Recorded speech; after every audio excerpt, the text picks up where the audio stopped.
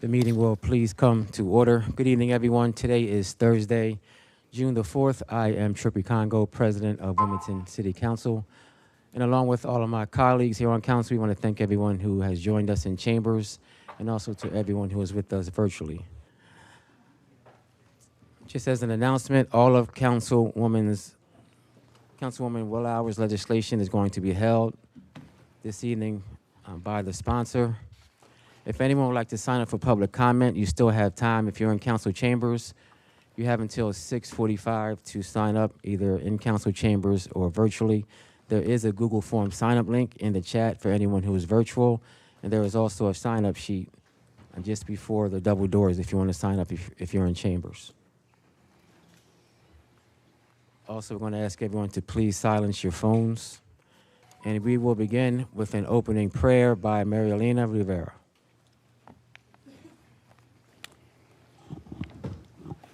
Heavenly Father, we have assembled to handle the affairs of our city. As we do so, we ask for your guidance and understanding. We pray that our city reaches a place of peace and safety. Keep us out of harm's way and bless those who are in authority. Let respect be key in all our endeavors. Padre Celestial, nos hemos reunido para manejar los asuntos de nuestra ciudad.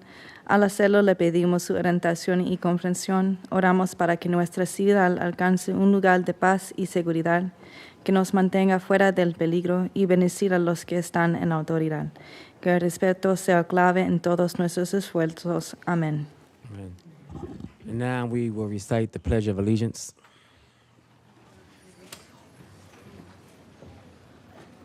Pledge allegiance to the flag.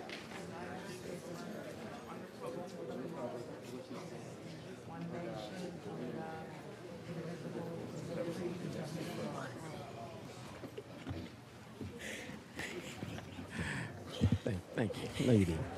Clerk, please call the roll. I'm going to ask everyone to please try to keep your conversations to a minimum. Thank you. Councilman Owens. Present. Councilwoman Darby. Councilwoman Oliver. Present. Councilwoman Harley. Councilwoman Willower. Present. Councilwoman McCoy. Here. Councilman Johnson. Here. Councilman Field. Here. Councilwoman Bracy.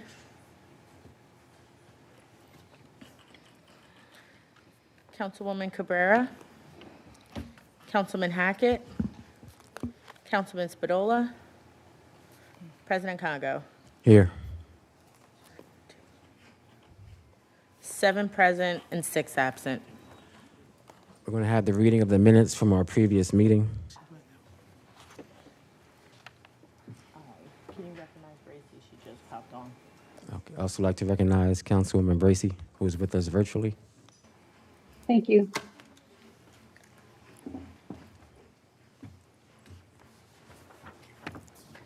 May 21st, 2026, City Council met in regular session with remote participation on the above date at 6:34 p.m. President Ernest M. Congo II presiding. Mr. President, I move the minutes be accepted as written. Second. It's been properly moved and second. The minutes be accepted as written. On the question, all in favor signify by saying aye. Aye. Any opposed? Motion carried. This time we will have our committee reports. May 14th, 2026. Ladies and gentlemen, we are Community Development and Urban Planning Committee met by anchor location and remote participation, to who was referred ordinance substitute number 1 to ordinance number 26-008, entitled An Ordinance to Amend Chapters 5 and 34 of the City Code to create an online rental property registry. Have given this ordinance careful review and recommend council vote on it at an upcoming council meeting. Respectfully submitted, those members of the Community Development and Urban Planning Committee. Those members present: Councilwoman Darby, Councilman Hackett, Councilwoman McCoy, Councilman Owens absent with leave, Councilwoman Cabrera, Councilman Fields, Councilwoman Willower, and President Congo. I move the committee report be received, recorded, and filed. Second. It's been properly moved and second. The report be received, recorded, and filed. On the question, all in favor signify by saying aye. Aye. Any opposed? Motion carried. May 14th, 2026. Ladies and gentlemen, we are Community Development and Urban Planning Committee met by anchor location and remote participation. To who is referred substitute number 2 to ordinance number 26-019 entitled An Ordinance to Amend Chapter 8 of the City Code to Establish a Housing Trust. Have given this ordinance careful review and recommend council vote on it at an upcoming council meeting.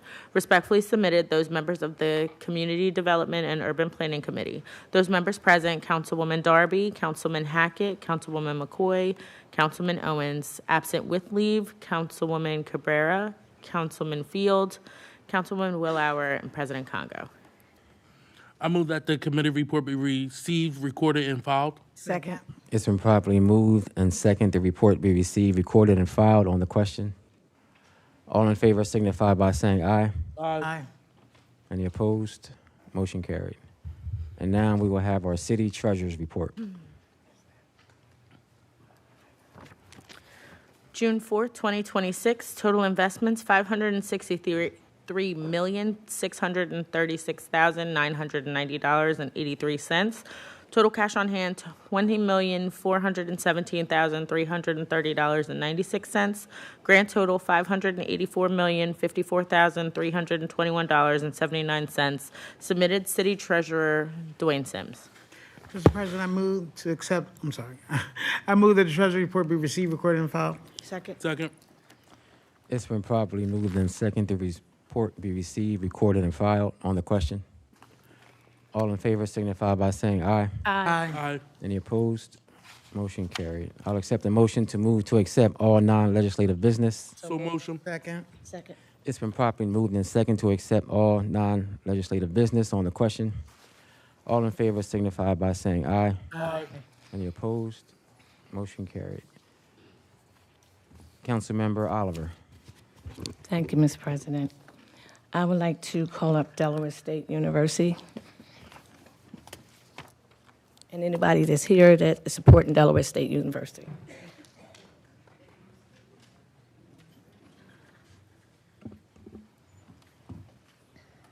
All faculty and staff from Delaware State University, please come up. You have anybody in here that's supporting Delaware State University, please stand up.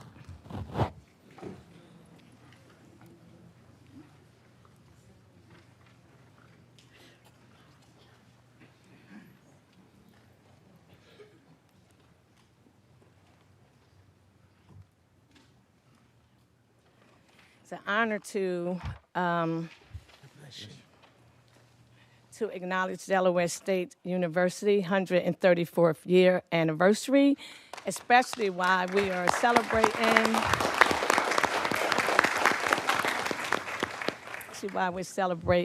the commencement of the 250 celebration of the United States. I'm a graduate of Delaware State. When I attended Delaware State, I just remember Jenkins Hall, Laws, and Tubman, and there wasn't much going on down there. So now when you go down there, it looks like a totally different place. I think Trippy can attest to that. Also, my aunt graduated from there. She was a teacher for years. My uncle graduated from there, Norman Hollis, Alice Hollis. So I have several of my cousins, back in the day. So I have some history with Delaware State, which is a really good thing. Okay. This is from Xanthia Oliver, along with all City Council. It's the sense of City Council to honor individuals and organizations and significant milestones that demonstrate outstanding achievement and are deserving of recognition and acknowledgments. Councilman Xanthia Oliver and her colleagues commend Delaware State University, DSU, formerly known as Delaware State College, on 135 years of academic community service. And whereas Delaware State College for colored students was established by Delaware General Assembly on May the 15th, 1891, becoming one of the nation's first land-grant educational institutions in Delaware's only HBCU or historical black college or university. The college opened its doors in 1892 with courses of study in agriculture, chemistry, classical studies, engineering, science, reflecting its commitment to excellence and practice educational. And whereas, after more than a century of educational leadership and achievement, the institution adopted its current name, Delaware State University, DSU, to better reflect its expanding mission, academics, statewide impact throughout its history. DSU has contributed immensely to the culture, economic of the state of Delaware. DSU constantly ranks among the top 10 DSUs in America with the prestigious, Carnegie Research 2, R2, designation and status of the top producers of pilots of colors in the country. Under the leadership of Dr. Tony Allen, along with the support of the Board of Trustees, Faculty Senate, and dedicated alumni network, DSU has always set the ambitional goals of increasing its athletic profile. With the opening of downtown Wilmington campus in 2022, the university's impact on Delaware's largest city has expanded significantly from improving assets to educational programs, services, and residents and innovative partnerships that have improved the quality of life for all Wilmingtonians. As we commence the 250th anniversary of the nation and Council of the City of Wilmington commend DSU on more than a century of dedicated service. Now there be resolved by the Council of the City of Wilmington. The City Council is pleased to recognize Delaware State University on their 135 years of service to the City of Wilmington, the state of Delaware, and the nation. Job well done.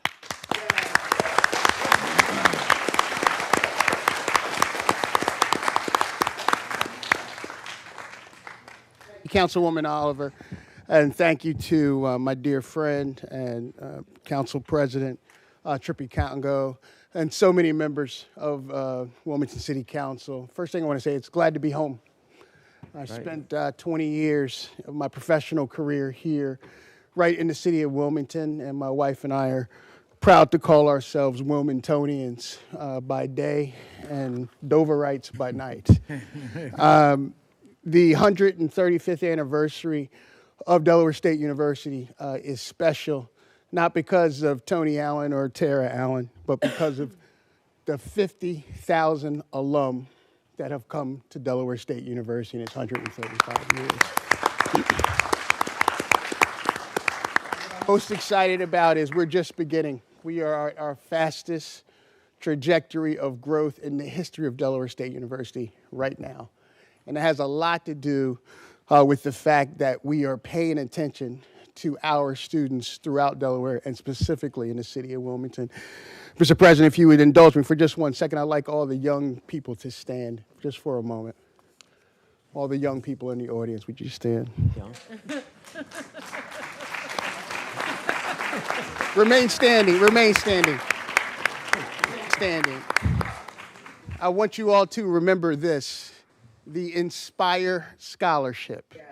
Mm-hmm. The Inspire Scholarship is available to each and every one of you if you graduate from a Delaware high school with a 2.75 and a commitment to public service. And make sure you tell your parents that if you get the Inspire Scholarship, that you will pay nothing in tuition to attend the greatest HBCU in the country, Delaware State University.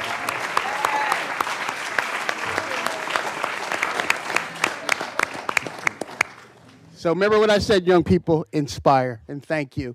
I just want to end by saying I could not be more proud of my team, certainly my beautiful wife and the First Lady of Delaware State University, Ms. Tara Allen, my high school sweetheart, Patty Gilliam, who's one of the great legendary families in Wilmington, in the Gilliam family. She was the founding dean of our college of graduate, adult, and continuing studies right here in the city of Wilmington when we came back in 2022, and is now our provost.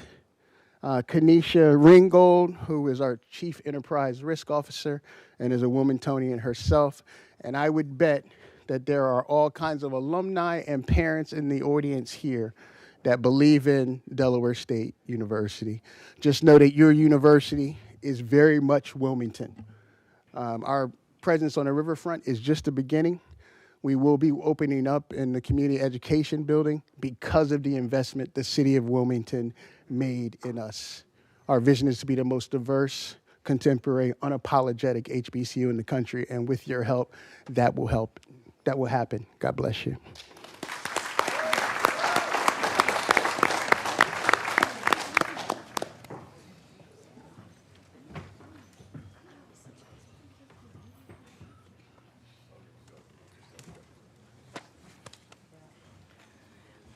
Thank you, Delaware State. I will be to the homecoming.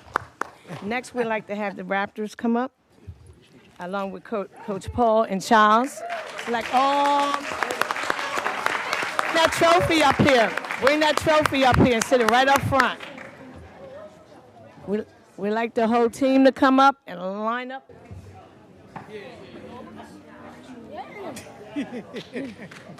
All right, all right.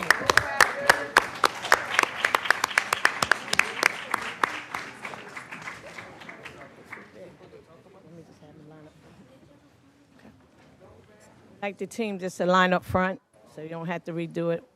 Just come in, line up the tall ones in the back. Coach, can you help me out? Can y'all line them up right front? Thanks. Tall in the back, short in the front. Hey. Take your time. Put it right in the front. We like the tall in the back. How are you? Thank you. You got the tall in the back and the short in the front so we can get this picture.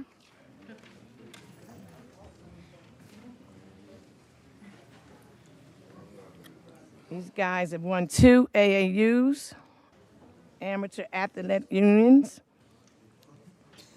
spring season champions, working with little or nothing, and have really succeeded. Take that belt up front. Look at all of this talent.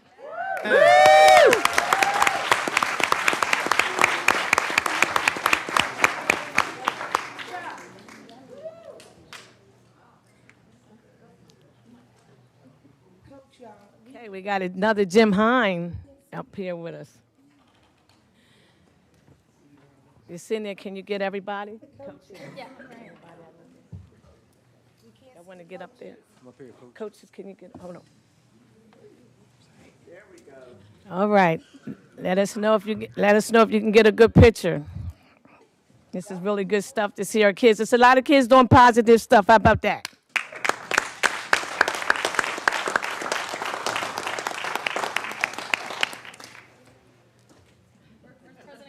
President Congo. You gotta stand up. 1, 2, 3, cheese. 1, 2, 3, cheese.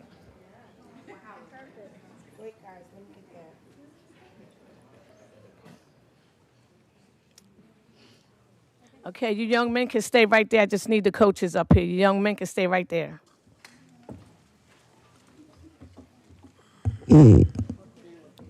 Kayla?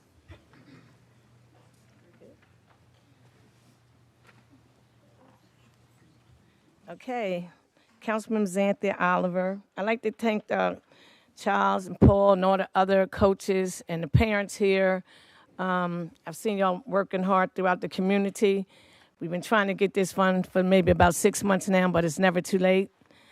And it's good to see y'all. If y'all have your 501, please feel free to put in your paperwork so a lot of council members can make a donation. And I like to say, because a lot of people don't see my council members here tonight, it was, it's been funerals today, and other people have a lot of family issues going on. So a lot of them just want me to tell everybody they would be here if they could, but it's a lot going on. Okay, sponsor Councilman Xanthia Oliver. Whereas it's the Census City Council to honor individuals and organizations who have demonstrated outstanding achievements and deserving of recognition and acknowledgments. Councilman Xanthia Oliver recognizes Wilmington City Rappers National Football Championship winners as one such organization. And whereas Wilmington Rappers have established themselves as primary youth football organization serving boys and girls between the ages of 8 and 14, the team welcomes youth from diverse backgrounds and provide opportunities for participation regardless of prior football experience, ensuring that every child has the opportunity to learn, grow, and succeed. Whereas the Wilmington Raptors Football Team League was founded within a vision of empowering and enriching the lives of young people through athletes, mentorship, and community engagement. Through dedication, coaching, mentorship, educational support, and staff use of transformation power support to teach discipline, teamwork, leadership, preservation, accountability, and sportsmanship.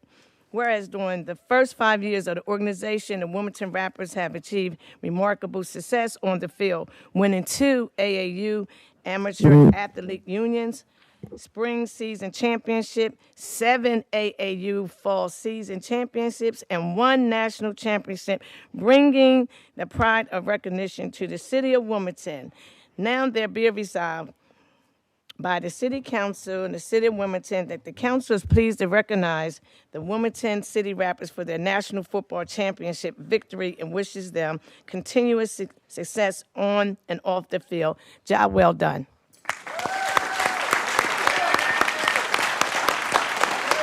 Yeah, let's stand up. Let's stand up. Let's stand up.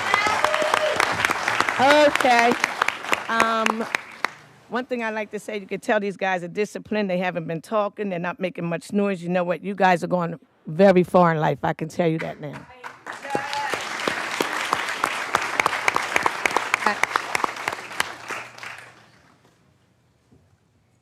Good evening. Good evening.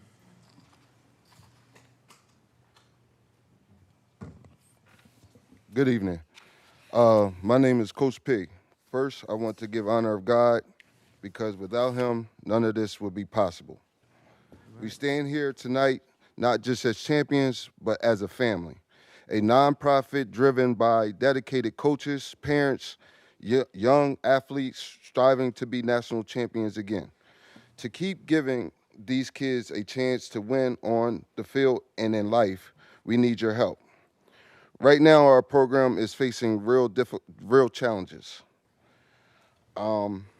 We're being charged $100 an hour for police presence at home games. We have no permanent home field. Our equipment needs updating, and we need sponsorships to expand and sustain our program. It takes a village to raise a child. Without a community support, there is no village. The children behind me, or right now that are standing in front of me, deserve opportunities, guidance, and resources that help them grow athletically, academically, and personally. Raising costs have made traveling difficult. Many parents can't afford gas, so families carpool just to get our kids to away games and keep them competing. We also been offered a tremendous opportunity. The Tri-State Area League has asked us to host the championship games in our city. Hosting will bring revenue and attention to our community and help raise funds our program desperately needs. We fundraise ourselves and we pour everything we have into these kids, but we need more support and to make this season successful and to keep creating opportunities. This season, 2 of our kids experienced the loss of their fathers. We're standing with them every step of the way. We are all in for these kids. Now the question is, are you all in too? That's right. Thank you for this. Thank you for your time and honoring my 11U national champions.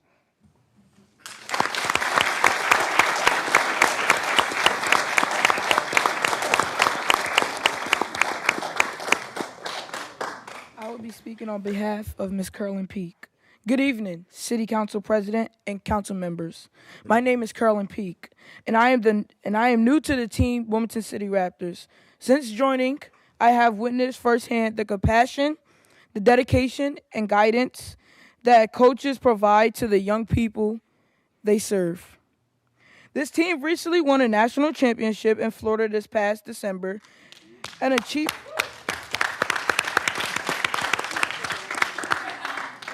that reflects the hard work and commitment of both the players and coaches. To help make that success possible, the coaches often pay expenses out of their own pockets and even providing housing and meals during a week-long trip. Their willingness to make these personal sacrifices is truly commendable. It takes a village to raise a child, And these coaches demonstrate that commitment every day. They are not only teaching the game, but also helping to build character, discipline, and confidence in our youth. Today, we are asking for your support. The cost of paying $100 for an officer on duty at games can be a significant financial burden on the team. In addition to the many other expenses required to keep the program operating successfully, we are also requesting a stable home field where the team can regularly play and practice. Constantly traveling to a away game creates challenges for both the players and their parents. We respectfully ask you to consider supporting this team and investing in our future of the youth. Your assistance will be a meaningful difference in the lives of these young men, athletes, and the community they represent. Thank you for your time and consideration.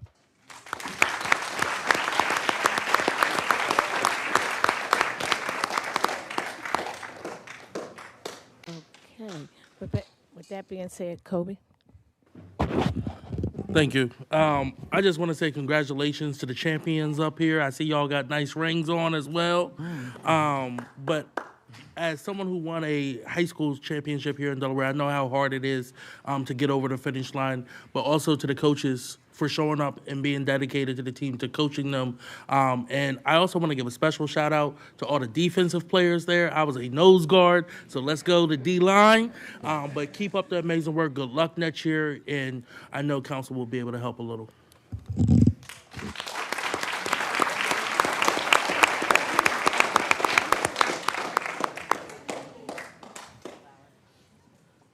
I would also like to congratulate the team, coaches, and especially the young men who are there on the field grinding. Congratulations to you all, and thanks to the parents and the family that supports the team and just makes this reality. And on behalf of all of City Council, I do appreciate that you gave us this this letter that says the different sponsorship opportunities. I want to say right now that council will commit to be a platinum sponsor.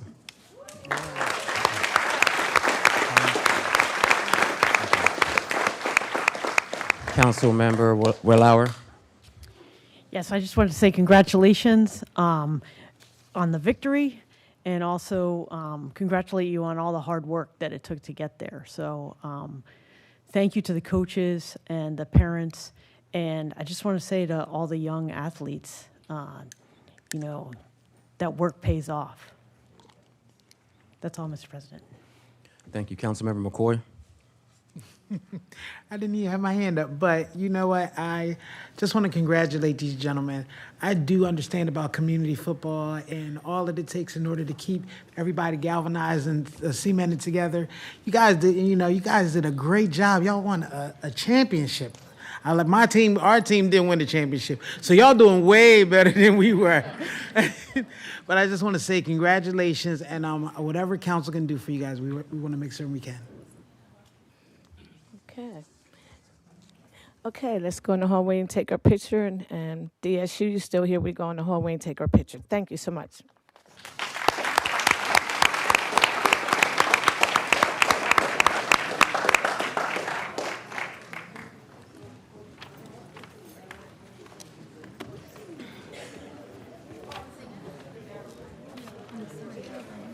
So exciting. Yeah. Definitely with good support. Yeah.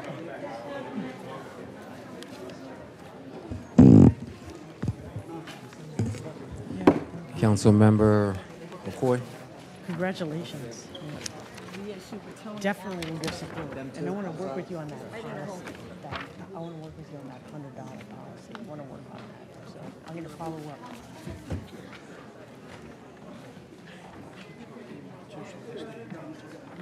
Yeah, definitely.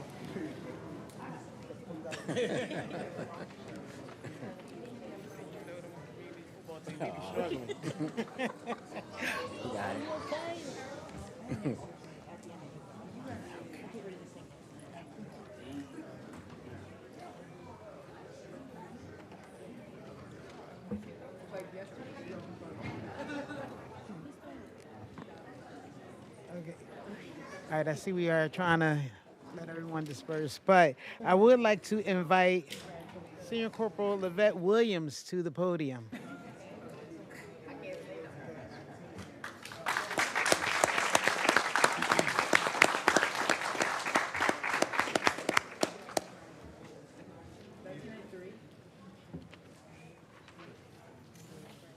Corporal Williams. I heard your name.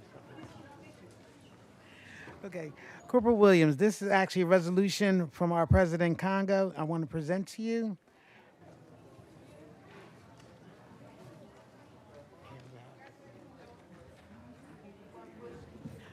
Okay, from Corporal Williams. Whereas it is the sense of City Council to honor individuals and organizations who have demonstrated outstanding achievement and deserving of recognition and acknowledgement. Senior Corporal Levette Williams merits such distinction. Whereas Senior Corporal Williams is a native of Brooklyn, New York, her childhood is in this vibrant, close-knit community instills her with a deep commitment to service, leadership, and helping others. She went on to attend Virginia State University, where she earned a Bachelor of Science in Biology with a minor in pre-medicine. Whereas for the past 8 years, Senior Corporal Williams has faithfully served as a sworn officer to the Wilmington Police Department. She has consistently exhibited professionalism, integrity, and a steadfast commitment to protecting and serving the residents of Wilmington in a variety of capacities. Whereas Senior Corporal Williams found her passion as a K-9 handler, becoming the first black female in the state of Delaware to operate in this role.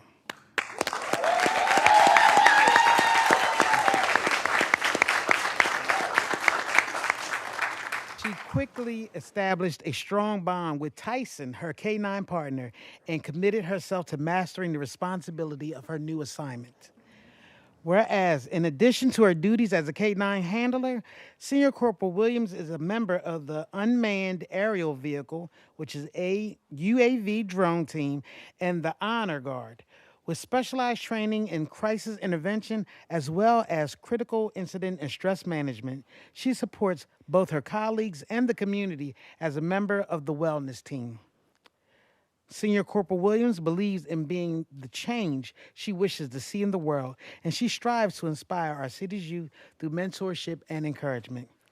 Now, therefore, be it resolved by the Council of the City of Wilmington that this council is pleased to commend Senior Corporal Levette Williams for breaking barriers in the K-9 unit. We wish her continued success in her law enforcement career. Job well done.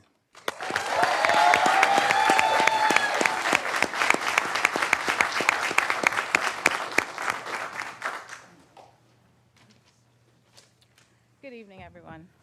Good evening. First, I would like to thank Council President Congo for this amazing recognition.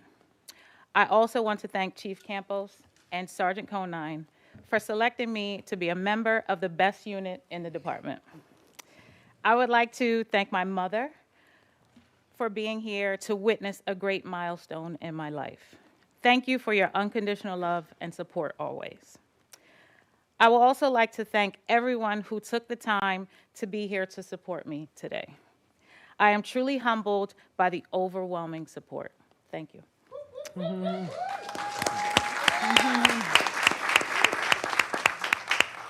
Many people who know me have heard me say countless times how much I wanted to become a K-9 handler. Receiving this opportunity is an incredible honor, and I am deeply grateful and thankful.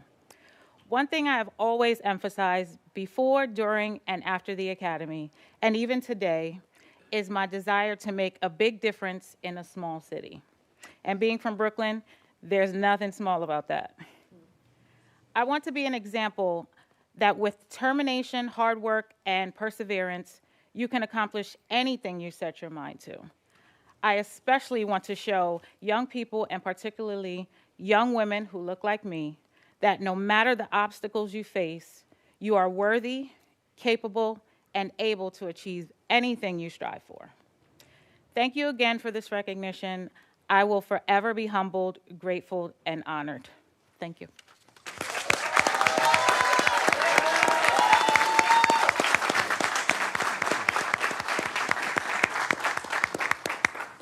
When I first heard the the awesome news of your accomplishment, you know, of course, I immediately wanted to recognize you at a meeting. But then, back then, I didn't realize that you were from New York and probably a Knicks fan. I don't like what y'all did to my Sixers. So if I would have known that, I don't know if you'd be up here tonight. But no, but seriously, congratulations. And I just love the fact that you understand who you are and your responsibility to the next generation. So I'm really looking forward to you being an awesome part of this police department. Congratulations.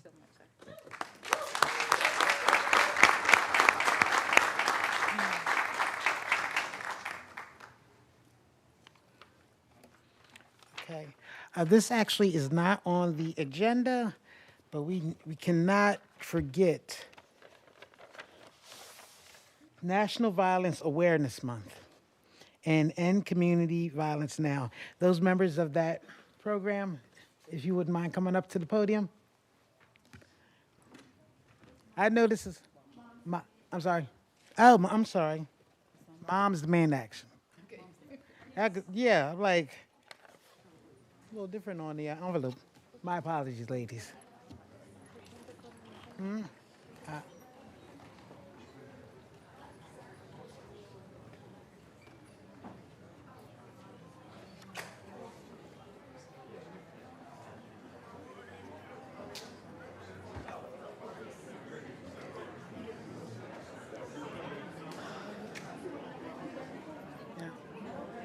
Look, it says right here, in community. Okay.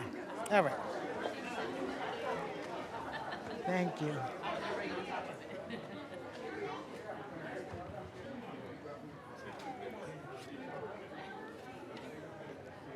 Okay. Thank you. Thank you. All right. I know this is a little unexpected, but you know, while you were here, we had to make certain that we recognized you.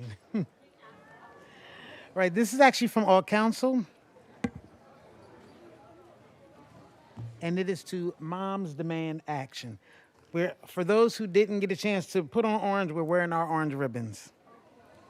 Whereas the first Friday in June marks National Gun Violence Awareness Month, the Wilmington City Council wishes to remember lives lost to gun violence, honor survivors of gun-related traumas, and raise awareness about this public health crisis. Whereas every day, about 120 Americans are killed by gun violence and more than 230 are injured. In an average year, more than 40,000 die and another 84,000 are wounded by guns nationally. Nearly 8 in 10 murders and more than half of deaths by suicide in the United States involve a firearm. And whereas Delaware has the 25th highest rate of gun-related fatalities in the U.S., in Delaware, 195 people were shot in 2024. Firearm deaths and injuries cost the state of Delaware an estimated 1,700. Wait a minute. Wow, that is a lot. $714 million annually. I had to get that number right. $1,714 million annually. In 2025, Wilmington has 64 shootings, a 21% decrease from the year before. However, there's still much work to be done. Whereas firearms are involved in the majority of homicides nationwide and account for more than half of all suicides in the United States, underscoring the need for continued prevention, intervention, education, and community-based solutions. Protecting the Second Amendment rights of law-abiding citizens work in concert with keeping guns away from the people who should not have them. Whereas in January 2013, Hidea Pendleton, a 15-year-old African-American girl from Chicago, Illinois, was shot and killed in a park just 1 week after performing at then-President Barack H. Obama's second inauguration. Hidea's friends commemorated her life by wearing orange, a color that hunters wear to be visible and prevent shooting accidents in the wood. Orange is also a color that symbolizes the value of human life. Gun Violence Awareness Day commemorates her birthday and is a tribute to the many other victims of gun violence and their loved ones. On Gun Violence Awareness Day, people are encouraged to wear orange to raise awareness and to reflect on the victims and survivors of firearms. Now, therefore, be it resolved by the Council of the City of Wilmington and that this legislative body recognizes June as National Gun Violence Awareness Month and encourages all citizens of Wilmington to wear orange and support their community's efforts to bring awareness to the tragic effects of gun violence and to honor the lives we've lost. Thank you, ladies.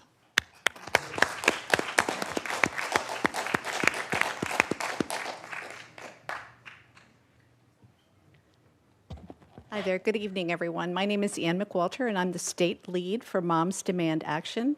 And as Yolanda, so we work across the state to help people and to help communities be safe from gun violence. We have 4 local groups across the state, and we work at the grassroots level. And so we're very excited to be here today and thankful to council members for the proclamation or resolution. So this is our 12th year of Wear Orange. It is celebrated across the country. And it is typically National Gun Violence Awareness Day is the first Friday in June, and it marks the beginning of Wear Orange. Wear Orange honors the lives of people in the United States affected by gun violence and elevates advocates across the country who are desperately and demanding an end to gun violence by taking action. This year, we're encouraging awareness as well as the many actionable steps that we can all take to protect our families and communities. From parents to community partners to law enforcement to responsible gun owners who securely store their guns and to keep our communities safe, this effort takes all of us. Making a difference starts with small steps. And as we celebrate Wear Orange, we recognize that we have the power to act. Community members across the U.S. will focus on concrete steps that they can take to recommit to a culture of responsibility, safety, and power. Things like securely storing your weapons at home and in your cars, and spreading the message to community members on how to store their weapons safely. Having conversations about gun safety with friends and neighbors, and building partnerships with local leaders, businesses, and organizations. Thank you, everyone, and I hope that you take time to join in any Wear Orange events and activities that you see locally. Go to wearorange.org and see the events that are taking place. Thank you very much, and thank you again. Thank you.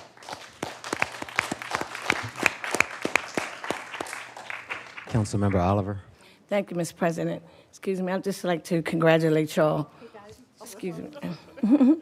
I'd just like to congratulate you guys on the outstanding work you do throughout the city of Wilmington. I've been to several of your events. I've walked with y'all with orange shirts, and, you know, it's a plague that doesn't have any color. And I know it's other organizations doing similar things, but y'all really do a good job, so kudos to y'all. Councilmember Owens. Thank you, Mr. President. Kind of echoing what Councilwoman Oliver just said, thank you for all the work that you do throughout the city, not just when it comes to gun violence, but showing up for our neighborhoods as well, too. I know Moms Demand Action has shown up time and time again for community cleanups and all different types of events over the north side. So again, just thank you for your dedication to the community and what y'all are doing. Thank you. We're honored to be able to help the community. Thank you.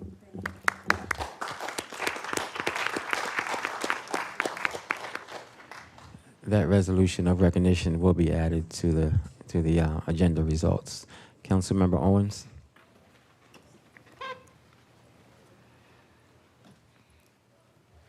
Can I have my county councilman Penrose Hollins join me up here, please?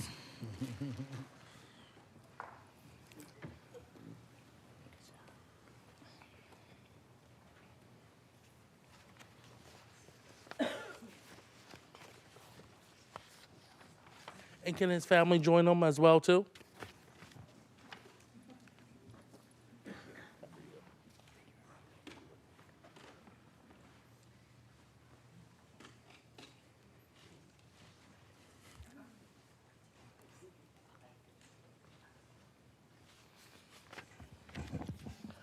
This resolution is being presented on behalf of Council President Trippy Congo. And before I get started with the resolution, I just want to say thank you, Councilman Hollis. I know this is your last year on County Council, but you have been a true champion for the city of Wilmington on County Council, and a true champion for housing, which is so critical for so many in our community. So I do want to say thank you before I read this. Whereas it's the sense of this city council to honor individuals, organizations, and significant milestones that demonstrate outstanding achievement and are deserving of recognition and acknowledgement. Council President Ernest Trippy Congo commends Newcastle County Council member Penrose Hollins, recipient of the Order of the First State, which is the highest order in which a citizen, civilian can be awarded here in Delaware, for his steadfast dedication to the people of the city of Wilmington. Whereas Mr. Hollins has devoted more than 3 decades of his life to public service, community advocacy, and civic leadership. In 1997, he made history as the first African-American president pro tem of Newcastle County Council, breaking barriers in local government and creating the opportunities for future generations of leaders. Councilmember Hollins is the longest tenured member of the Newcastle County Council, and where proudly represents the 4th Councilmatic District. He is known as a strong advocate for neighborhoods, public safety, economic development, youth engagement, and community empowerment. As a distinguished alumni of Delaware Tech and Community College, Mr. Hollins served his community honorably in the United States Army, including 2 hardship tours in Southeast Asia. His portrait can be found on the Ted Blunt commemorative wall among the honorable council members of the city of Wilmington, among many of his accomplishments representing the 1st Councilmatic District, the best district. He made a resounding statement on international human rights by becoming the 2nd elected official in the continental United States of America to sponsor legislation requiring governmental divestment from companies conducting business in apartheid South Africa. His commitment to public service extends beyond elected office. Through mentorship, volunteership, active support of numerous community initiatives and community organizations such as the Police Athletic League of Wilmington, Kingswood Community Center, the Jones Art and Senior Center, Mr. Hollins is a founding member and a former Goodwill Ambassador of Canaan Baptist Church, in addition to previous roles as an ambassador for the YMCA, board member of the Diamond State Sports and Learning Center, chair of the 1st District Democratic Committee, member of the Riverfront Advisory Committee, member of Mother Africa Union Church August Quarterly Advisory Committee. He does a lot. Whereas Mr. Hollins has received numerous awards and recognition for his longstanding commitment for civil rights and ethical leadership, including his induction as a life member of the Wilmington branch of the NAACP, the Dr. Martin Luther King Jr. Award, the Outstanding Achievements in Human and Civil Rights Award, the Legislative Award for Affordable Housing, and on March 16, 2026, Mr. Hollins received the award of the Order of the First State, Delaware's highest civilian honor, bestowed upon individuals whose accomplishments have brought distinction and honor to the state. Now, therefore, be it resolved by resolution by this council of the city of Wilmington that this council is pleased to recognize the Honorable Newcastle County Councilman from the 4th District, my county councilman, Penrose Hollins, for his steadfast leadership, advocacy, and dedication to the community and community empowerment, embodying the highest ideas of public service and civic engagement. Job well done.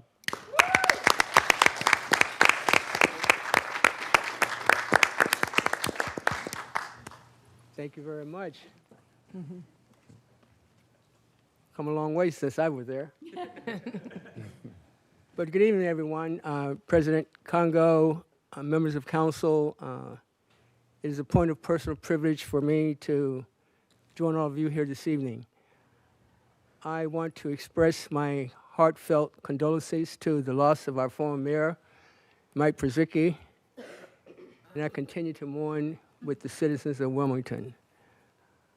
Mike was a member of county council when I arrived at county council 35 years ago. Mike helped me to navigate the complexity of land use in Newcastle County. I was brand new, and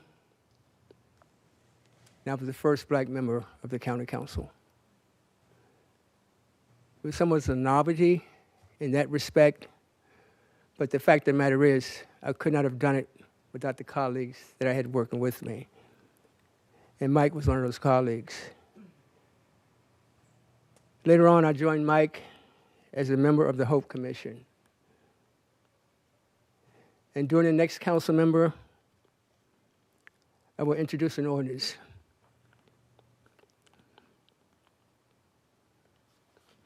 To annex county land into the city of Wilmington for the expansion of the 76 field house. And I would imagine Mike will look down on that event when I do it next week and give us the Mike wink. I also want to mention the fact that I began my career right here in City Council. I came to City Council as the first black member to represent the 1st District in Wilmington. But obviously, the best news, I wasn't the last. I was able to put Wilmington on the international map, as Kobe mentioned, before I was kicked off.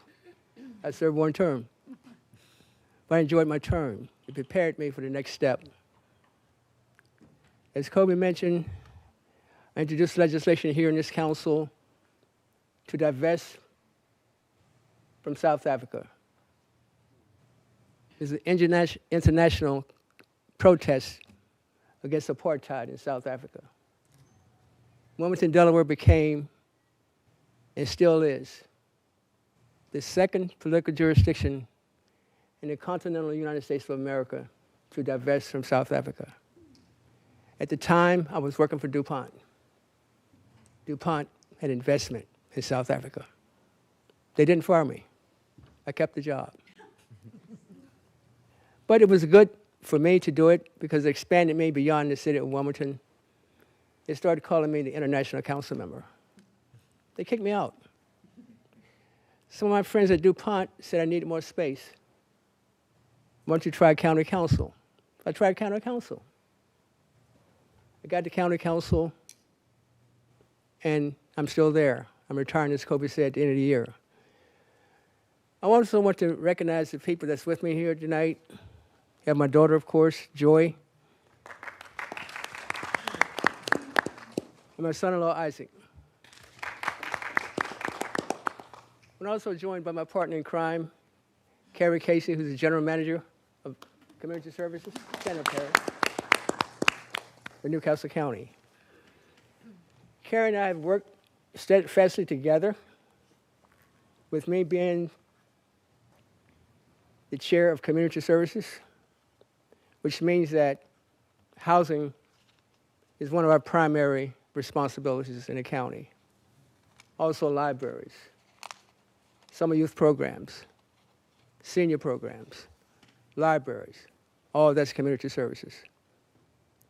So Carrie wanted me to mention a couple of things that we're doing in Wilmington, because Wilmington is certainly not forgotten. We're working diligently for housing in Wilmington, affordable housing. Just recently, we transferred a grant from another project in Wilmington over to South Bridge for the Albert Palmer School that's closed down. Will become townhouses now. Oliver's Way, working very hard with Woodlawn trustees. Ease on Fair Senior Housing Project in South Bridge. Villa Maria, Ministry of Caring on Market Street. The Village of St. John. at Market and Concord, Christiana Village on the west side of Wilmington. I was a volunteer for Habitat for Humanity for 2.5 terms. I got to be on Habitat for Humanity because of the work I did outside of Wilmington. The community outside of Wilmington decided they did not want to have Habitat homes in the neighborhood, right on Route 9. I convinced the family that Habitat was the best opportunity because of the type of homes they built and the families that they served. Once that family agreed, the community agreed, they invited me to join Habitat. So I served Habitat, and affordable housing has been foundational to my political career. We're also, Amani Village is one of the ones we also supported. The Central Y for us was a special program. We renovated rooms for single occupancy, Solomon's Court. And we also did lead remediation in healthy homes here in Wilmington. 138 homes were part of our Healthy Homes Project in lead remediation. So we are working in Wilmington. As long as I'm going to be there, we're going to continue to work in Wilmington. My cohort for Wilmington is Councilman J Street. I have a part of Wilmington primarily from Southbridge. I go up to Brandywine 100. Our district is about 50,000 people. Only pray that my replacement is going to be someone from Wilmington who cares for all the people of Wilmington. So I want to thank you all very much for this honor tonight. Glad to be able to join you. Kobe, thank you very much. Thank you. Trippy, thank you very much. Thank all of council. Thank you all very much.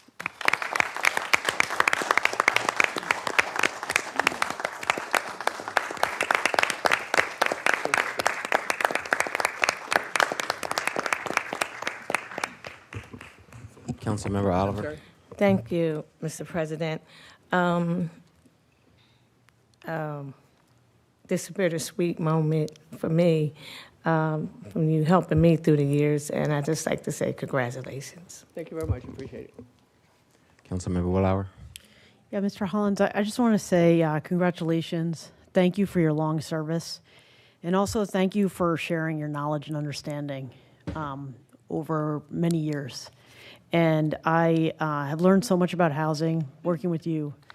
And I appreciate the fact that you we're always open to sitting down and having a conversation and sharing what you know. So I really want to continue to work on housing, and I thank you for everything you've done. Thank you so much, Christian. Why don't you tell me who we met? I first met Christian at Harvard University at a conference. Okay. Well, we went as a conference. We went to the conference together from the city of Wilmington to right. focus on vacant property, bringing vacant property back into use. Right. With Paul Calicio on the trip. Paul got me lost in Boston at Harvard University. Thanks, Christian. Thank you all very much. Appreciate it. Councilmember McCoy. Yeah. Thank you so much, County Councilperson Hollins. I just want to state that thank you for also reminding the people of Wilmington about how much we collaborate together, how the county is helping us when it comes to a lot of the things that we're doing. I thank you for just listening to that bio of all the things that Councilman Owen shared, and then the things that you made us aware of is phenomenal, and we are definitely going to miss you and the experience that you bring. Thank you so much, Councilwoman. I appreciate that. Councilmember Darby. Yes, I definitely want to say thank you for always having an open door. Tonight, I have the Housing Trust legislation. That was because of you sitting down, and you're like, y'all need a housing trust and inclusionary zoning before I do anything for Wilmington. So it sparked something, and it took a few years, but we are here tonight to do that. So thank you. Like, you were the catalyst for that and always being a person of wisdom. So thank you. But thanks so much, and I appreciate that. Good luck with all of that. Also want to thank you and congratulate you. I felt special because I thought I was one of the only ones who you kind of mentored here on council. It seems like you mentored all of us, but Son of age, Trippy. you mentored me when I first came on council, and it's great to hear that you are just still the same person who you were back then, still mentoring, still making sure that people know your knowledge, and you're just passing it to the next generation. And I think that will probably be your greatest accomplishment, that everything that you have fought for, that you have believed in, that you are sharing it with us so that we can make our city better. So thank you so much. Thank you so much. And I would be remiss if I didn't tell you how much your family supported me, how much I appreciate them as well. Please pass it on. Thank you. I will. Thank you. Good night, everybody.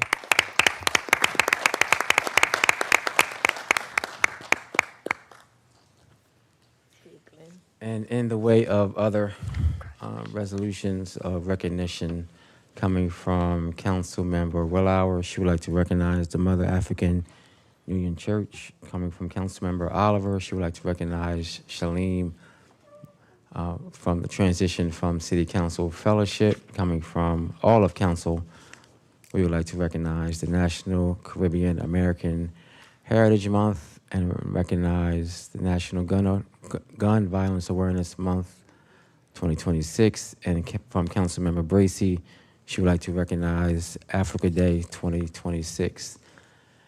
For sympathy resolutions coming from all of council, sympathy resolutions for former Mayor Mike Przicki, sympathy resolution for Charlotte Miller Lacey, coming from Councilmember Oliver, sympathy resolutions for Lewis N. Harris and James Knight, and from Councilmember Spadola, a sympathy resolution for Raymond Manza. At this time, I would like to take a vote to extend public comment. So move. So move. Second. Okay, hold on 1 second, please. We just have to get more council members so we can have quorum. We have to wait for Councilmember Owens to come back and join us.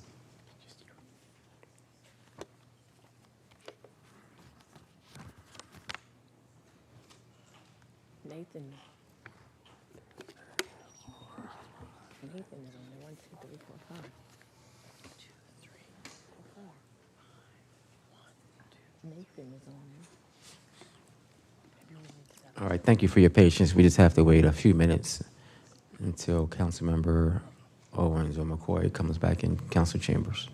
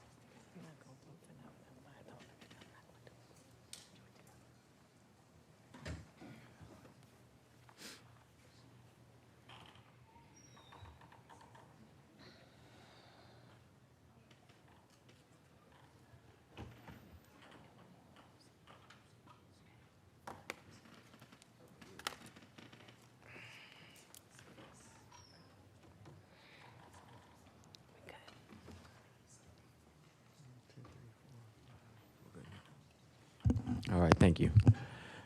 Again, I would like to take a vote to extend public comment. So move. Second.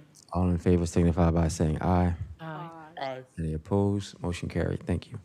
First, for public comment, we do have Deacon Earl Tate.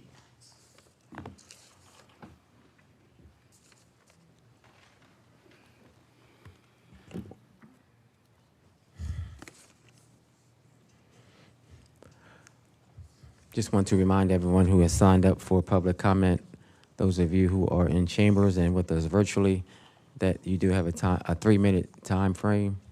And please remember to introduce yourselves. If you do want to let us know that if you live in the city of Wilmington and which district you're representing, you're welcome to do so, but not required. Deacon Tate. Good evening. My name is Deacon Earl E. Tate, who's never late because he don't want to lose his pair of roller skates. And I'm up here speaking for the behalf of the people. We got to get up off our seat and got to get out here and let our voices be heard. Let our voices be known, because our forefathers didn't get up and fight so hard for us to have the right to vote, for us to sit back on it and not do anything. They got out here and they fought that fight for us, that we may have the right to stand up for ourselves. Because if you don't vote, you don't have no voice in whatsoever goes on. So you have to stand up and you have to make your voices be heard. So people, I'm telling you, get up off your seat and vote, because we got a president in there now that don't care about nobody but himself. We got to let him know that, hey, we put you there to care for us, not us to care for you. So you got to do the right thing and help the people. And if you don't, you're no good to us. Plus, I like to say this too about the homeless people. The homeless people don't have to be the homeless, because there's many fields of land that is open, acres and acres of land that is open in the Newcastle districts that could be used. That could be used with plenty of these trailers that they bring over here that is not being used. That is not being used. Take these trailers and put them up in these acres of land and fix them up so that people could have it to live in, instead of living in the parks and everything. Our parks are made for us to go in to enjoy, not to sit around and look at other people, but to enjoy. But we got to make our voices known. Yeah, 30 seconds. And as I say in my poem, think. He who thinketh negatively has defeated himself even before he begun. But he who thinketh positively with wisdom, knowledge, and understanding can claim the victory by faith. 10 seconds. And it's all setting forth new goals and climbing higher heights that life holds no limit for. So remember, you got to not only think, but you got to do what you're supposed to do. Thank you. Thank you.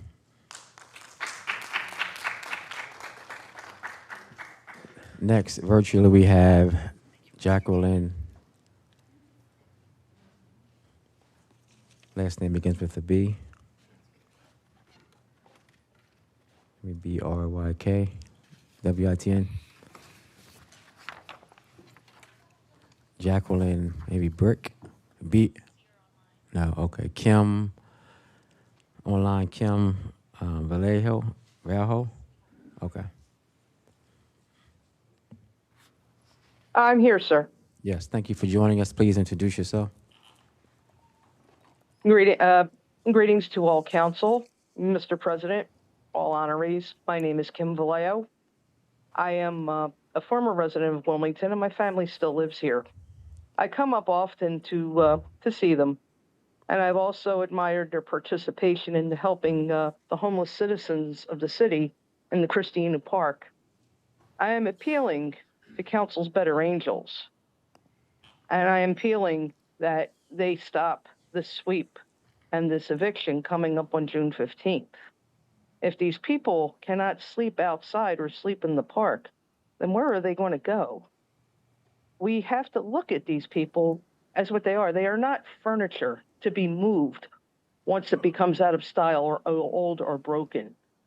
These could be us. We ourselves in this world are one or two paychecks away from being with these people in their lot. I really not going to take all my time, but I wish to say that to give dignity to these people is above all things. And in closing, I wish to say, Matthew 25:40, whatever you do to the least of my brethren and sisters, you have done unto me. Thank you for my time, and thank you. Thank you.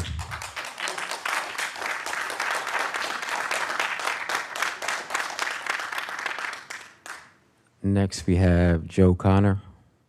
That's right, Joe. Let's go, Joe.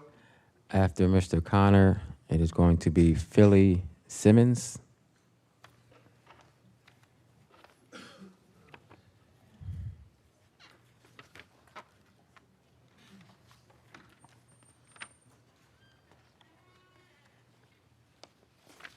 Is Philly Simmons with us? Okay. All right. Thank you. I'm right here. All right. Thank you. Thank you for joining us, Mr. Connor, and please remember to introduce yourself.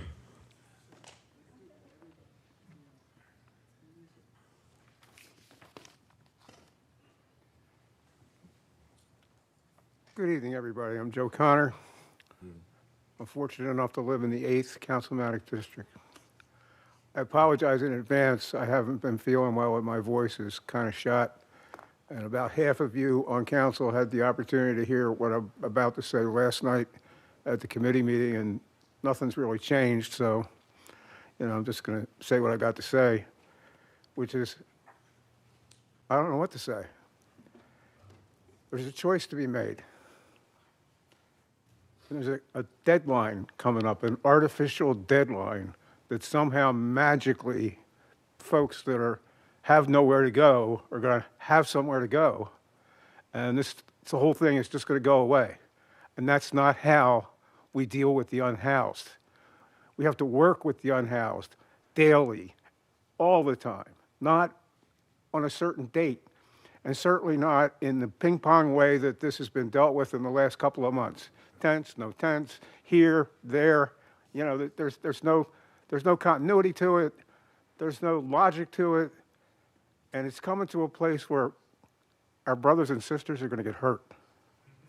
And it's going to be, I don't know what it's going to be, but what I'd like to do on June 15th is walk out of my house and walk down to the river, go over the swinging bridge, go up to Angelo's and have some breakfast. I don't want to be in Christina Park. I don't. And you all have the opportunity to help us not do that. Could you please pass the resolution tonight? Thank you. Thank you.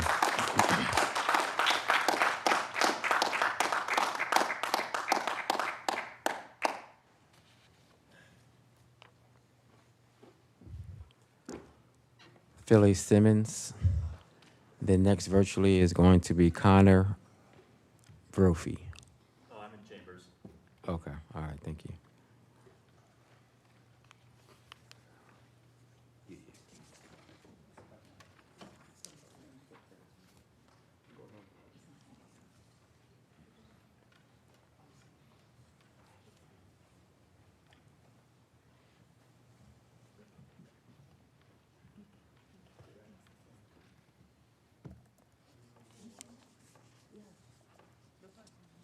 Thank you for joining us. I'm going to ask you to please remember to introduce yourself. And we do have over 30 people who have signed up for public comment. I just want to remind everyone to please stay within your 3-minute time frame. Good evening, ladies and gentlemen. I'm from Christiana Park. I've been there when it was 5 tents. Now it's over 50-something tents. And you guys give 2 shits about it. Let's just keep it real. You guys give... Can you speak into the mic? You guys give 2 shits about it. It's 50-something tents. I have 4 people for safety. We're walking around protecting these tents with our life with no lights at 10, 11, 12, 1, 2, 3, 4, 5 o'clock in the morning. All right? I'm from the streets of North Philadelphia, and I am scared walking through all these tents that y'all put up in the city. And ain't none of y'all been there to walk through them or help us. But you're going to take them away from the people and y'all put them out there. That is not ABCs and 1, 2, 3s. That is despicable to do to your city of Delaware. And trust me, dead or alive, you will know what y'all did if you don't help these people. All these abandoned houses around here, and you guys gonna spend hundreds of thousands of dollars to put people in tents in a park instead of give them an opportunity like y'all got. So when you go to sleep tonight, I hope you ask God, whatever God you serve, to help y'all make the right decision. Because you're going to endanger your lives if you don't help these homeless people. Because y'all been hurting them for a lot of years in the state of Delaware. You got people sleeping outside in front of a Sunday breakfast mission on the ground. Women. And I know some of y'all know because y'all drive right by it while y'all go home. I'm going to be nice today because I haven't slept. My best friend got hit in the head by a female. He's in hospital. He's one of the safety out there. All right, another friend of mine got staples in his head that's out there. So, excuse me if I don't want to really spend time with y'all. But may God be with y'all.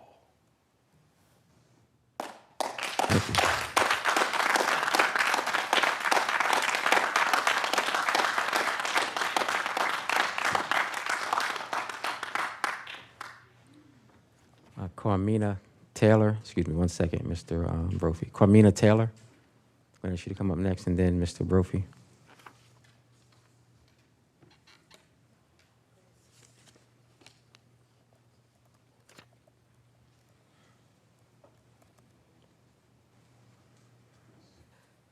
Good evening. I'm Carmina Taylor. I am not a resident, but this has become my second home, Delaware. So I just want to say to President Congo and all the council members, I've had the privilege of being able to do drug and alcohol prevention to the Wilmington Raptors for 5 years. And I have become part of their family because the coaches have embraced me. And when I initially started working with them, I kept hounding them about all this information about drug and alcohol prevention, and they were listening. But one day I got a call, and they got what I was saying because one of their players had an experience. And I came here tonight with such glee and elation because this is the fruit that I was talking about, their championships. Over the last 5 years, so proud of them. Beyond all the things that were said today by the councilwoman, they've had numerous, oh my goodness, I lost it. But the bottom line is these men have poured their own resources to make sure that these kids have whatever they need. And after 5 years, I think with winning this championship, we should be pouring more into them as a community in Wilmington, working with me for drug and alcohol prevention. And I can honestly tell you that none of the players from when I first started till now have misused any substances. At the same token, in Wilmington, I go out into all the schools and do drug and alcohol education through the kids department. And I want to tell you the statistics show that 39% of the middle school and high school kids in Wilmington are misusing marijuana, high-potency edibles, and vaping. And so I've come here, I think, for the last 3 years, imploring to work together. And I'm coming back to ask you to do some groundbreaking work with me and the football team for your community. We have to educate parents. We have to educate the community about what's on the street and what is accessible. And I think, again, the whole pleasure of being here in this moment, President Congo, knowing that they have produced results through their mentoring, through their education. And one of the things that, I did a brain architect game with them. You have 30 When seconds. they talked about support systems for young people. They are the support system when anything falls in their lives, all the good things and all the bad things. And I think they should be your standard bearer of community education, outreach, and mentoring. They've kept them off the streets. They embrace 10 everything that I seconds. bring them each year. And I just wanted this to be on record, that this is my fourth time being here, and they came back with all these wins. And that's because of the work that they've done hands-on with no money. Thank you. Thank you. Connor Brophy.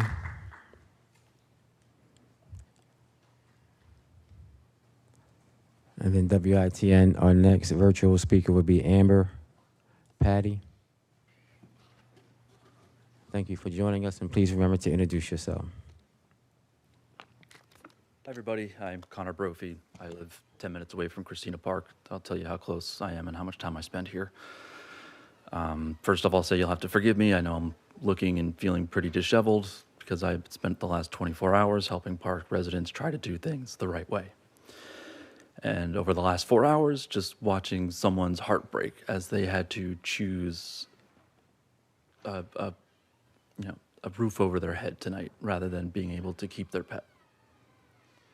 We all know how, close our pets are. They're family. So at the top, I'll say, support this resolution, and I'm not beyond begging.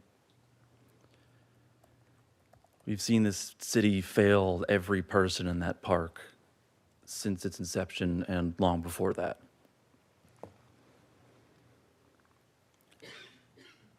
When we see Killer Carney and Clowncade lie to our faces about who's out in that park, what they're doing, and who's actually showing up to talk to them, I am one of hundreds, if not thousands of people who are out there weekly, if not daily.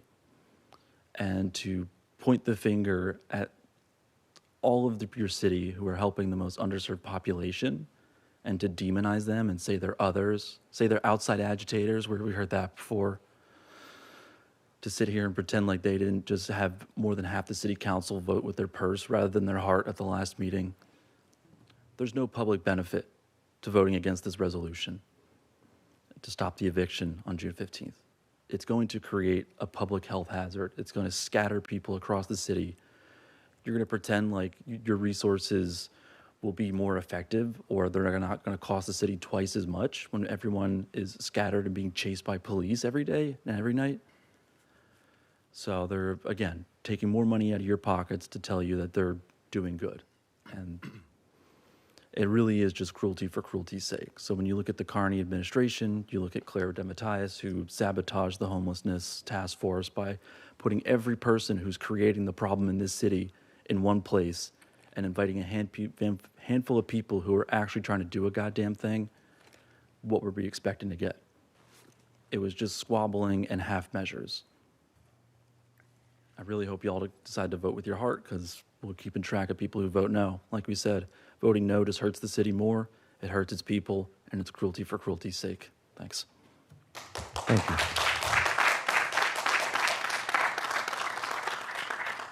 WITN is Amber Patty, still with us virtually? Okay, she's with us. Amber Patty. Then Mimi. Is Mimi with us? I'm going to ask you to come up to my left, please. You'll be next. I'm here to speak on behalf of Amber Patty, who couldn't be here today, but she is in support of Darby's resolution number 0240, supporting a humane transition and calling on the administration to provide real humane housing solutions, in addition to support sub 2 of Ordinance 2019, an ordinance to amend Chapter 8 of the City Code to establish an affordability housing trust and community advisory board. So again, speaking on behalf of Amber Patty, dear City Council, my name is Amber Patty, And I feel I have to emphasize that I am not a New York socialist transplant, but a Delawarean resident who happens to be a socialist. I'm here to voice my support for this resolution. Unaffordable housing, rising costs of living, poor access to health care, lack of prison reform, and more have contributed to the increase in homelessness. So Kearney's solution was Christina Park. After spending tens of thousands of dollars to support them alongside the pittance given to Friendship House, only to then evict them after 1 month of finally providing what was agreed upon 5 months ago because we demanded accountability and embarrassed him.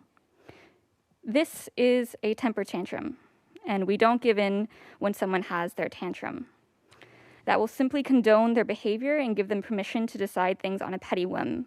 The language and discourse used throughout the last 5 months has continued to horrify me as our community members, especially those in power, have treated the unhoused residents with contempt by using power and privilege to control them and remove their agency.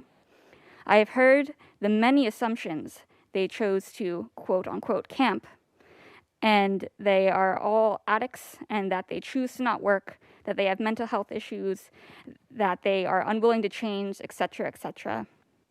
When we know that this is way more complicated than that. They are human beings with vast histories and nuanced beliefs being treated as a monolith. When we know that homelessness is often because of social and economic reasons and not a moral failing. The pretense of a plan that Saron Cade and the mayor's office alluded to in their letter shared yesterday, is laughable. There are not enough services to support the poor or the unhoused, or any of us, to be honest, should we end up in their same position. To claim otherwise, or that there is, while you continue to threaten eviction and arrest within 11 days. 30 seconds. Show us the specifics of what the supposed plan really is, and that there are low barriers for them to accept assistance to get them out of the park within that time frame. At some point, the illusion of care has failed, and we are seeing these actions for what they are: intentional harm to remove them from visibility and to escape accountability for the city and the Mayor Kearney's poor choices. The housing residents are are expected to be accountable for their choices if they decline to leave by the deadline, but no one is permitted to question Mayor Kearney without receiving vitriol. The hypocrisy. Thank you.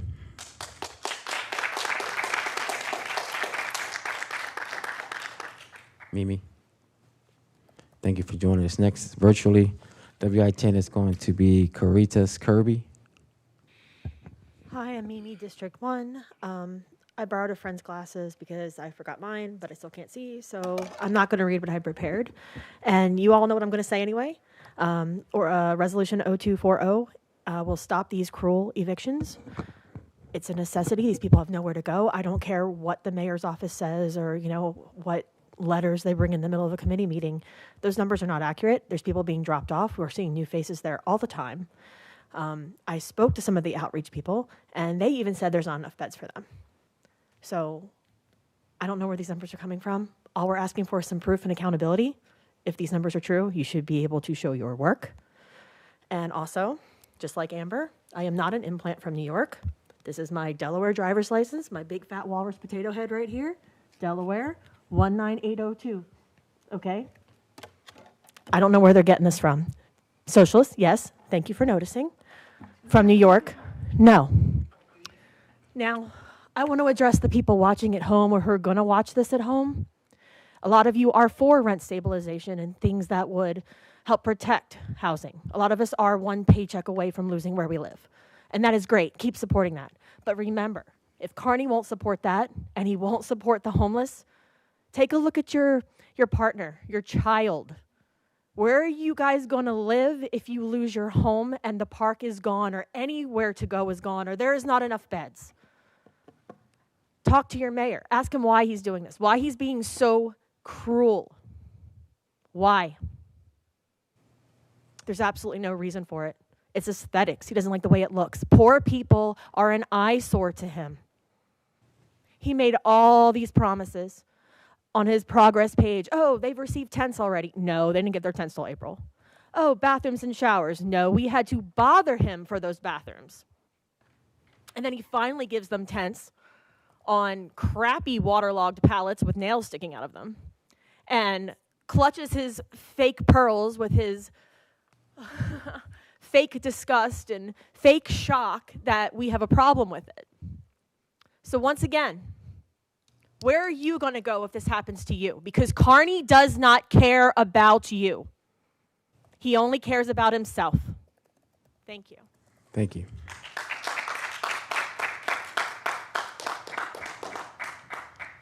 WITN, is Caritas Kirby with us? All right, thank you for joining us, and please introduce yourself. Good evening. My name is Caritas Kirby. I'm here from Ellesmere, Delaware. And I wanted to just start off by reassuring Mayor Carney and Mr. Cade that though I was born in California, I was raised in Delaware public school system. I'm a graduate of Brandywine High School, Burnett Middle School, actually intermediate school before it was demolished, Springer Middle School, and I went to grade school at Brandywood Elementary School. And then before that, I went to Concordia Preschool, which is up in like Brandywine 100 on Silverside Road. I'm not a transplant from New York. I am a socialist, and I'm also a proud social worker. I got my degree from Temple University in 2011. I was really impressed by the Raptors football team earlier today because I could tell that they had accomplished all they had accomplished because of their community, which is really what socialism is all about. So I'm here tonight to say that I agree with Councilmember Shanae Darby's statement last night in committee that there's nothing wrong with being a socialist. A lot of us benefit from socialist programs. And all we're asking is that you say, yeah, I support other people. I support my residents. I support my neighbors by either co-sponsoring Darby's Resolution 0240 to support a humane transition from Christina Park. That's really all you're saying. The resolution is just telling Carney that you believe there is a better way, that you believe that the folks that are asking for help do deserve the help that they're asking for. And I disagree with a point that Mr. Cade wrote in his letter that was read in committee last night, that the resolution doesn't give the mayor's office enough credit. If they want to, add on the good things that happened, the folks who have transitioned already, which in my opinion are far too few and doesn't address the greater problem that many people experience, the barriers that people experience to getting into transitional housing. It's a very low number that was quoted in that letter. I just want to remind Mr. Cade and the administration that supporting this resolution just kind of shows that you do care. You have 20 seconds. And that's really all I wanted to say, to just urge council, to show us that you do care for these folks at Christina Park, support Resolution 0240, and consider supporting Substitution 2 for Ordinance 2019 to amend Chapter 8 of the City Code. Thank you. Thank you. Next virtually we have Adam. It's just the first name, WITN, Adam. Hello, can you hear me all right? Yes, we can. Thank you for joining us. Wonderful, wonderful. I see the city council chambers isn't too packed anymore. I'm calling in, of course, to speak in support of the resolution to bring about a humane transition for Christina Park. I think it's a very common sense resolution. And like the previous person said, it doesn't cost you anything. Now, we've seen from the victors in chief, like Fields and Harley and Cabrera, you guys will choose to harm others and yourselves and do the wrong thing, even if it doesn't cost you anything to do the right thing. I saw in this room You really had the place packed like a pork house here, getting all the cops really excited to evict the camp. And one thing I wanted them and you guys to know is that, we, the people, a lot of times people say, like, what you're doing is violence, you're creating victims. I have no intention of being a victim. We make you suffer just as much as you make us suffer. Okay? So I want you to understand that there's gonna be consequences to your actions. So take a light step and say it makes you so easy to evict a bunch of people that did nothing wrong. I know the air horse shifted. The goon of Carney or whatever has experiences the worst disenfranchisement and homelessness. And I truly hope that you guys learn what karma is.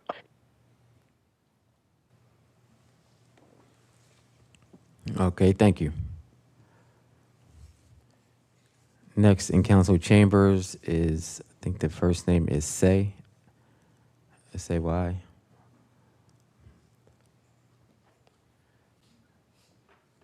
After,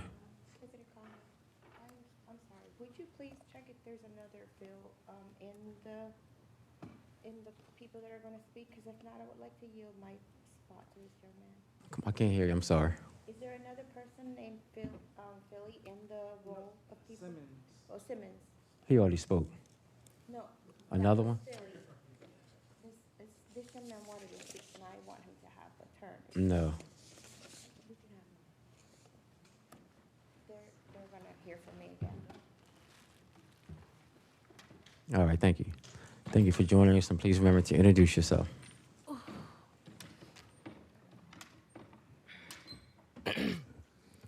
Hello, my name is Andre James Taylor Simmons, and I'm a resident at Christiana Park. Oh, yeah, I see it. I've been up for 3 days looking after the park because, to be honest, it's not safe there. And Clowney really don't give a fuck about how it is down there. And yes, it is seeing us in that park is an eyesore for him. But at the same time, he has to realize that we have nowhere to go,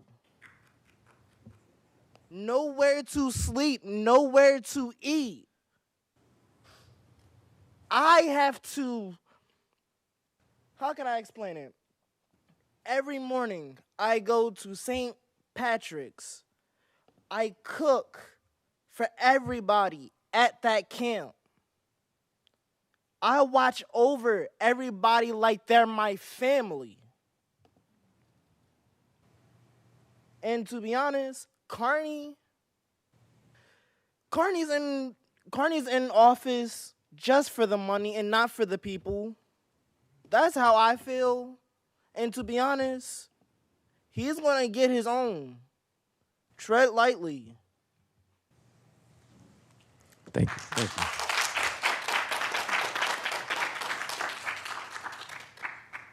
And Mr. Simmons, his name was on there. I thought you said there was another Philly. So, Mr. Say, you can still come forward if you want.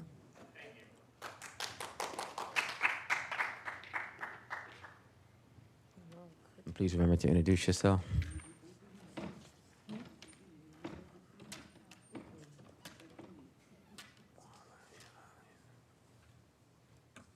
I'm Say.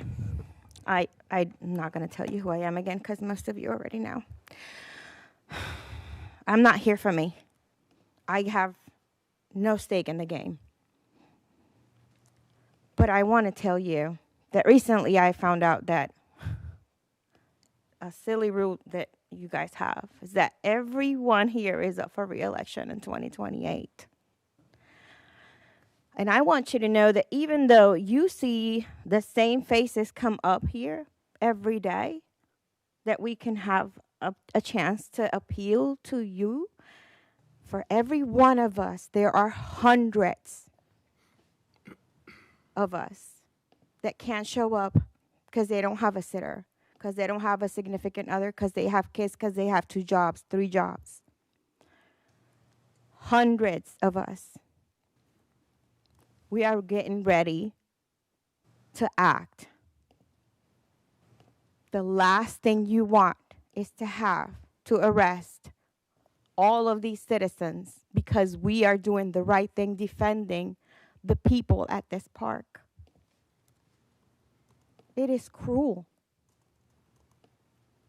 I get it, the kids and the police officer, and we want to see the good, but you have a coworker that walks out every single time public comment begins. Who's holding her accountable? She was just outside talking to some worker instead of being here listening to us. She doesn't care. That's exactly what we all know. It's sad. I don't know what it is. I don't know how much we have to pay or how much we have to appeal to you. But we are not going to let these people get evicted from that park. You are going to have to take all of us. If there is a representative from the mayor's office, I think it may be the gentleman in the green shirt. Yes, you, sir? Is that you? Are you representing the mayor? No? You? Anybody here from the mayor's office? No? Maybe he will have someone listen. Or maybe one of you will call him. To protect your own citizens, because we are not going to let go of them. They are human beings. And just like those mothers protect others from getting shot, it doesn't matter if you die because you got shot. 20 It doesn't seconds. matter if you die because a hurricane came through. It's avoidable. This is something that you can avoid. Please. We are trying our very best to do the right thing. We need your help. I yield back. Thank you.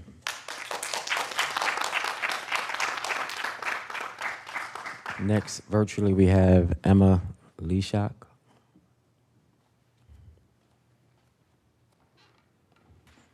Hello, my name is Emma. I'm speaking today to support the resolution for a sustainable transition to stop the sweep on the 15th. I've been a lifelong Delaware resident, and I've been going to the park for the past few years.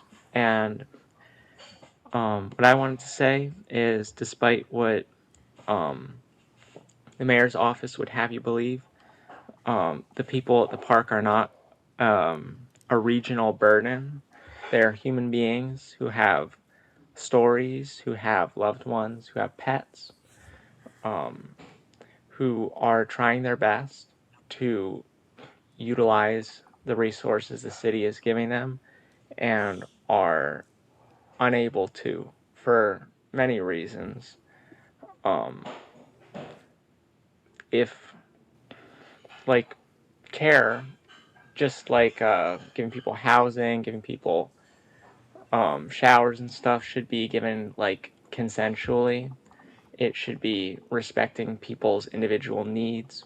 So if people can't go to the Hope Center and get turned away because they have a pet, that's cruel. If people are struggling to get to and from the Hope Center because they're disabled and can't make it there in time, and have all their belongings thrown away, that is cruel and it's unacceptable.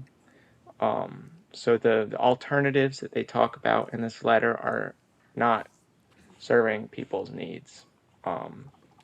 So it's messed up to suggest that people are just simply not making use of the abundant resources that the city is giving them because of some like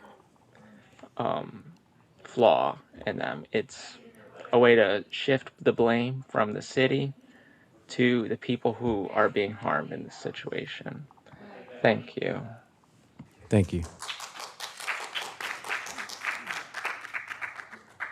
Next in chambers, we have first name Lip Bentley.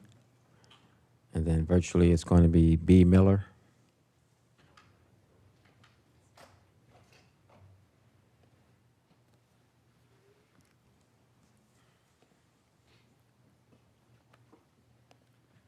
Good evening, Mr. President, members of City Council, and members of the public. My name is Lip Bentley, and outside of 7 years that I lived in Newark, Delaware, I am an almost lifelong resident of the 6th District. I was raised there. I live there now. And for whatever Carney administration wants to say, the people that are here to support the most vulnerable people in our community, in our city, are either from Wilmington or they're from the general Delaware area. I was raised Catholic. I don't practice Catholicism now, but I was raised Catholic. And I bring that up because John Carney was also raised Catholic. And I know someone mentioned a verse from Matthew earlier, but in general, what I learned from my Catholic upbringing was how to take care of my community, especially the most vulnerable among us. And the most vulnerable among us are those residents in Christiana Park and throughout the city. You know, homeless people, the mayor's made being homeless illegal, or rather camping throughout the city illegal, and that's why everyone has been told to live in Christiana Park. And frankly, when he was governor, there were certain decisions that he made where he fell back on his faith for vetoing certain decisions, whether that was medical aid for death, or for those who are chronically, I forget the exact thing that it's called, and he vetoed those decisions and he fell back on his faith. I don't see anything that Carney has done in general, except when he does not want to do something like that, where he's actually practicing the faith that he, says that he believes. It is extremely cruel to treat the most vulnerable in our community the way that John Carney has treated them. I am asking the City Council to please support Councilmember Darby's resolution 0240, and I want to thank Councilmember Darby for putting that forward. What is going on at Christina Park and just how we are treating the homeless in our city in general, it is morally reprehensible, and it is a stain on us as a whole city, on all of us residents, and especially for those of y'all who are here in power in City Council. You have the power to do something. Please find it, reach down deep into your heart, and do what is right for the people. Do what is right for all of us. Because John Carney's administration, we cannot trust John Carney to do the right thing. He's acting like a dictator, acting like an authoritarian. People of the city elected him to be mayor, and he won't even speak to y'all about what is going on with that situation. It is disgusting. And again, please vote to support this resolution. Thank you. Thank you.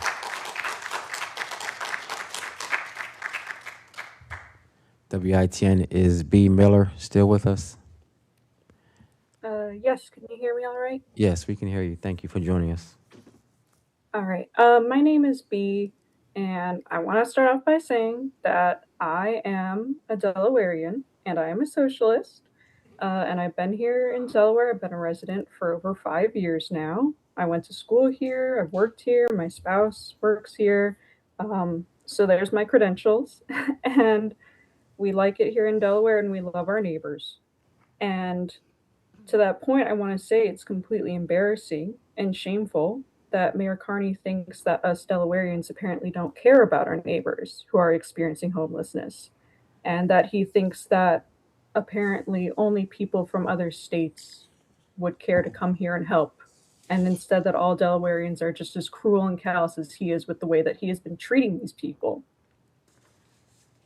And that logic just doesn't make any sense. It's completely out of touch with reality when the people that have been at that park day after day, month after month are people that are here, and those who have been helping them are born and raised here in Delaware, have made Delaware their home, and they're just trying to help their neighbors. And if he actually talked to any of them, he would know that. But he's just trying to deflect from this criticism and pressure he's receiving because that's all he wants is to feel good about himself. So I'm just going to keep this straightforward. I am a Delawarean. We are Delawareans. Those people in Christina Park are Delawareans. They're your neighbors. And you, city council members, you are all Delawareans too. And so don't you want to cultivate a community of support and care for your neighbors? So please, just a couple easy steps to do that. Number 1, support Sinead Darby's resolution, number 0240, to support a humane transition and find real housing solutions. And step number 2, support substitute number 2 to ordinance 26-019 to establish an affordable housing trust and community advisory board. It is that easy. There will be no displacements on June 15th. Your neighbors in Christina Park are telling you what they need, and they are telling you that they have no place to go, and that if they get evicted, the consequences could genuinely be deadly. You have 30 and seconds. The fact that any of you are considering not supporting these resolutions and this substitution is sickening, and I wish that we did not have to fight this hard for this, and it is shameful that we do. Thank you. Thank you.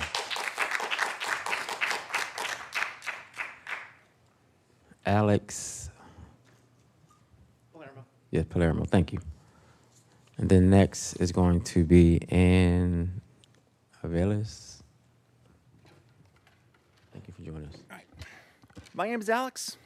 I'm here to urge the council to condemn the county administration's decision to close the city's only sanctioned encampment and to call for a transition plan for the residents of Christina Park before its closure. This administration is threatening to take what little stability these residents have and leaving them with no place to go. Sanctioning the park last year was a first step to getting the unhoused connected to the support they need. It was a start to building trust and goodwill. In a matter of 2 months, what little trust and goodwill has been built is being stripped away. You cannot solve homelessness by sweeping them out of sight. You solve homelessness by giving people homes. This is the simplest, smallest commitment any of you can make. Anyone with a conscience should vote yes to Councilwoman Darby's resolution. This vote should be unanimous. While voting yes to Councilmember Darby's resolution is the easiest thing the council could do, the best thing you can do, and what I urge all of you to do, is to find every possible avenue to use the power you have to compel the administration to stop the eviction. Thank you for your attention. Thank you.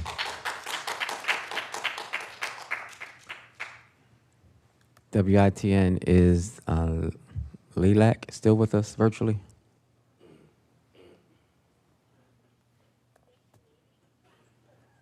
Lilac, if you're still with us virtually, please raise your hand.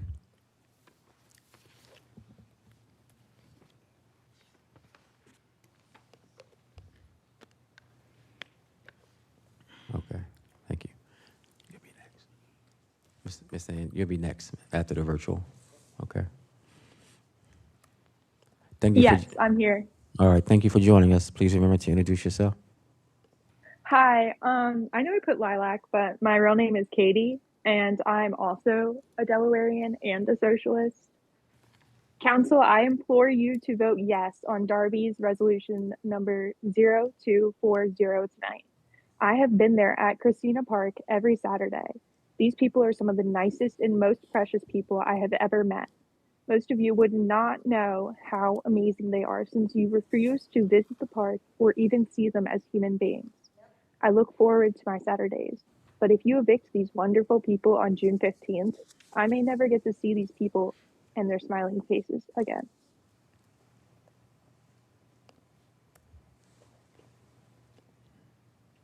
Okay, thank you.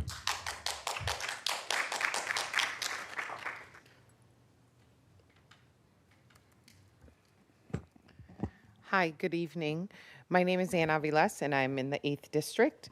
I'm here to also support the ordinance and ask that council support the ordinance as well. I want to recognize that homelessness is a year-round occurrence, and the fact that this eviction has a deadline fails to recognize how housing is something people lose every single day, unfortunately, and it happens throughout the year. And so, as many people have already talked about, what happens after June 15th when someone loses housing? Where will they go? We already know that structurally there are not enough beds for the people that need them. We know that the wait list for housing, for public housing, is years long. This situation is unjust, and the city needs to move toward treating housing as a human right and less as a commodity. A lot of this is about money. There's research on better approaches to homeless sweeps. So I'm going to pull from the National Council on Health and Homelessness. As communities respond to unsheltered homelessness, it may be tempting to forcibly sweep encampments because they are troubling reminders of nationwide systemic policy failures. Homelessness itself is upsetting, most especially to those that experience it directly. Sweeps do not end homelessness. Instead, they create more problems. They damage connections to care, they compromise safety and community, civic trust, and they undermine paths to independence and create unnecessary costs for local communities. Instead, communities should consider the perspectives of those directly impacted by the sweeps, as we've heard from folks from the encampment, and healthcare and other providers who work with them. Halting sweeps in favor of providing permanent housing, limiting police involvement, and facilitating access to low-barrier services will have a greater, more productive result than forcible displacement of vulnerable people. So for those of you who maybe the appeal to your morality doesn't work, let's shift to science and look at the research, and you will find that homeless sweeps do more damage and do more harm. You have 30 seconds. Thank you. And again, homelessness is a year-round occurrence. What will happen after June 15th if any of us were in a situation where we lose our housing? There is nothing right now in place, and from what we have seen, there is no real long-term, permanent, comprehensive solution being proposed by this administration.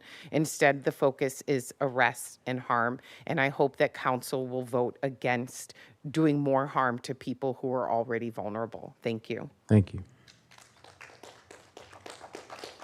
Next, we have Anna Shields, and then Tony Zega. Thank you. And Mr. Dunn, I see your name, but I see it's crossed out. Are you fine? Okay. Hi, good afternoon. My name is Anna Shields. I live in Councilwoman Harley's district.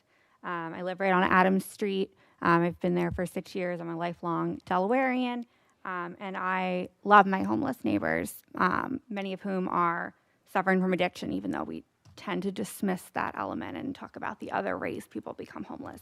But I digress. I'm a member of the city's council subcommittee on homelessness, and we sent a letter on May 22nd to Mayor Carney. We have yet to receive a response, but I am here for the subcommittee to read part of our letter to the mayor. So on March 20th, 2025, you signed an executive order to establish the task force on homelessness. At its first meeting, the task force members unanimously agreed to focus on 5 areas, the first being potentially establishing a location in a city-owned park for a safe site for homeless individuals. And this recommendation was included in the final report. U.S. City Council formed a subcommittee, and to engage with the task force recommendations.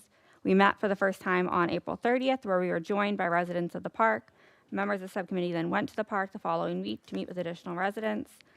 Given how recently tents were delivered to the park, we were surprised to hear that residents were abruptly served with eviction notices. We agree with advocates and park residents that living in tents in the park is not a sustainable long-term solution to Wilmington's homelessness crisis. However, given the lack of progress that has been made so far to secure suitable alternative housing, we are incredibly concerned about the feasibility of finding housing for all residents of the park. As members of the Homelessness Subcommittee, we unanimously oppose your intent to evict residents from Christina Park scheduled for June 15th due to the lack of a clear plan for individuals in the park. In light of this looming deadline, we were further perplexed to hear about the continued delivery of tents to the park after the eviction. Of additional concern is that there is no long-term plan for housing for park residents, nor any indication of repercussions for individuals if they are not able to obtain housing by the deadline. Moreover, we have received no information regarding a repeal of the citywide prohibition on camping anywhere in the city aside from Christina Park. Does eviction from the park constitute a de facto prohibition on being homeless within the city? The approach taken by your administration in addressing homelessness, including this most recent decision to abruptly evict residents, appears both arbitrary and cruel. As part of our duty and responsibility as subcommittee members, we will coordinate with the City Council to have a representative from your office meet with us. We haven't received a response from the mayor's office. You have 30 seconds. We strongly urge you to rescind the June 15th eviction and to continue to work with Friendship House to find sustainable alternative housing for the park's residents using trauma-informed approach and with an appropriate timeline informed by evidence-based research and practices. Homelessness is not a crime. In solidarity with the residents of Christina Park, Homelessness Subcommittee. So I would ask the members of council, both as the committee and personally, to please support Councilwoman Darby's ordinance. As also a lifelong Catholic and a alma mater at St. Mark's, along with the mayor, this is important to me. Thank you.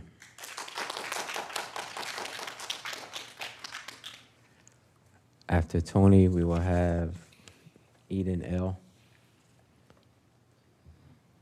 Eden L., if you're still with us, please come forward. Good evening. My name's Tony Serzega. I am very lucky to be a resident of the 8th District.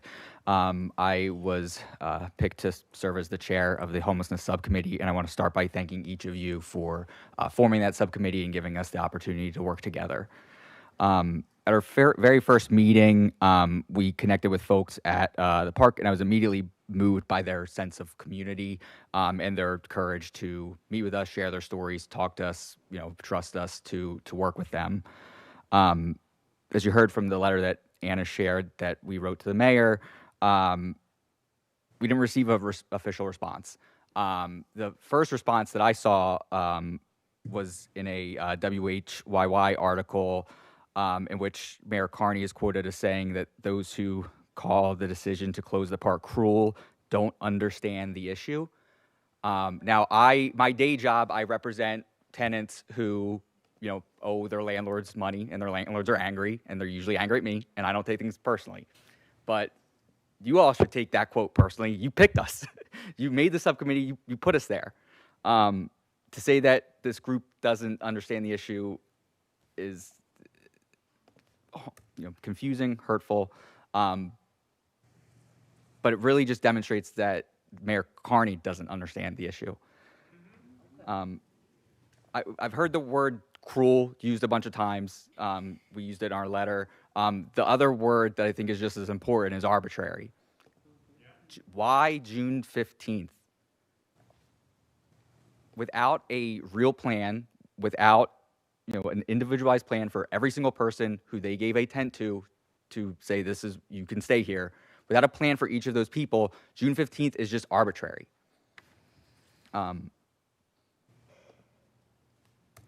we read the mayor's response, it talks about all the good things that they have done and all the help they've done. Keep up that momentum, if true. If we were going to take it at face value, keep it up. Let's extend this past June 15th. Let's actually serve people. Because we know what that letter says is not true.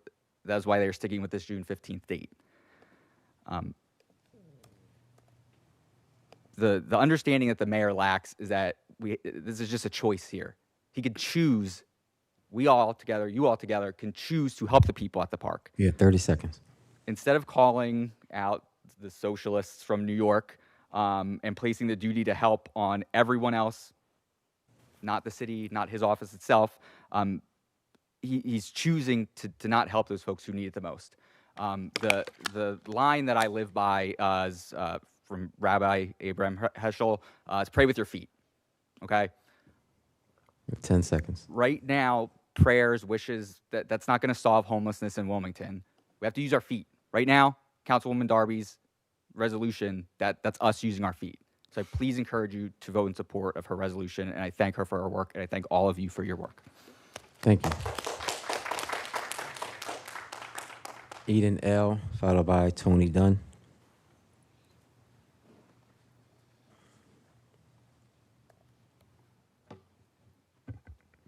Hello, I'm Eden Lohr, and I'm a lifelong Delaware resident and a District 6 resident. I'm speaking to support Ordinance 0240 and ask that you all support as well. This is an issue that's not going to go away just with sweeping people out. It's going to displace people. Forcing them to leave without a real plan for where they can go is cruel, it's arbitrary. There are thousands of people experiencing homelessness in Wilmington, seniors and children as well, and there aren't enough shelter beds. Wilmington needs more low-barrier shelters, supportive housing, and wraparound supports, not displacement, arrests, and fines. The City of Wilmington has a responsibility to address homelessness. Please work with the state, nonprofits, and faith community to create a long-term plan using the Housing First model. We urge you to cancel the June 15th eviction and work on a long-term plan to address homelessness across the city. Thank you. Thank you. After Mr. Dunn, the next speaker will be Curio. Brophy. Okay. It will be Ann, oh, she already spoke. It will be Cheyenne Miller.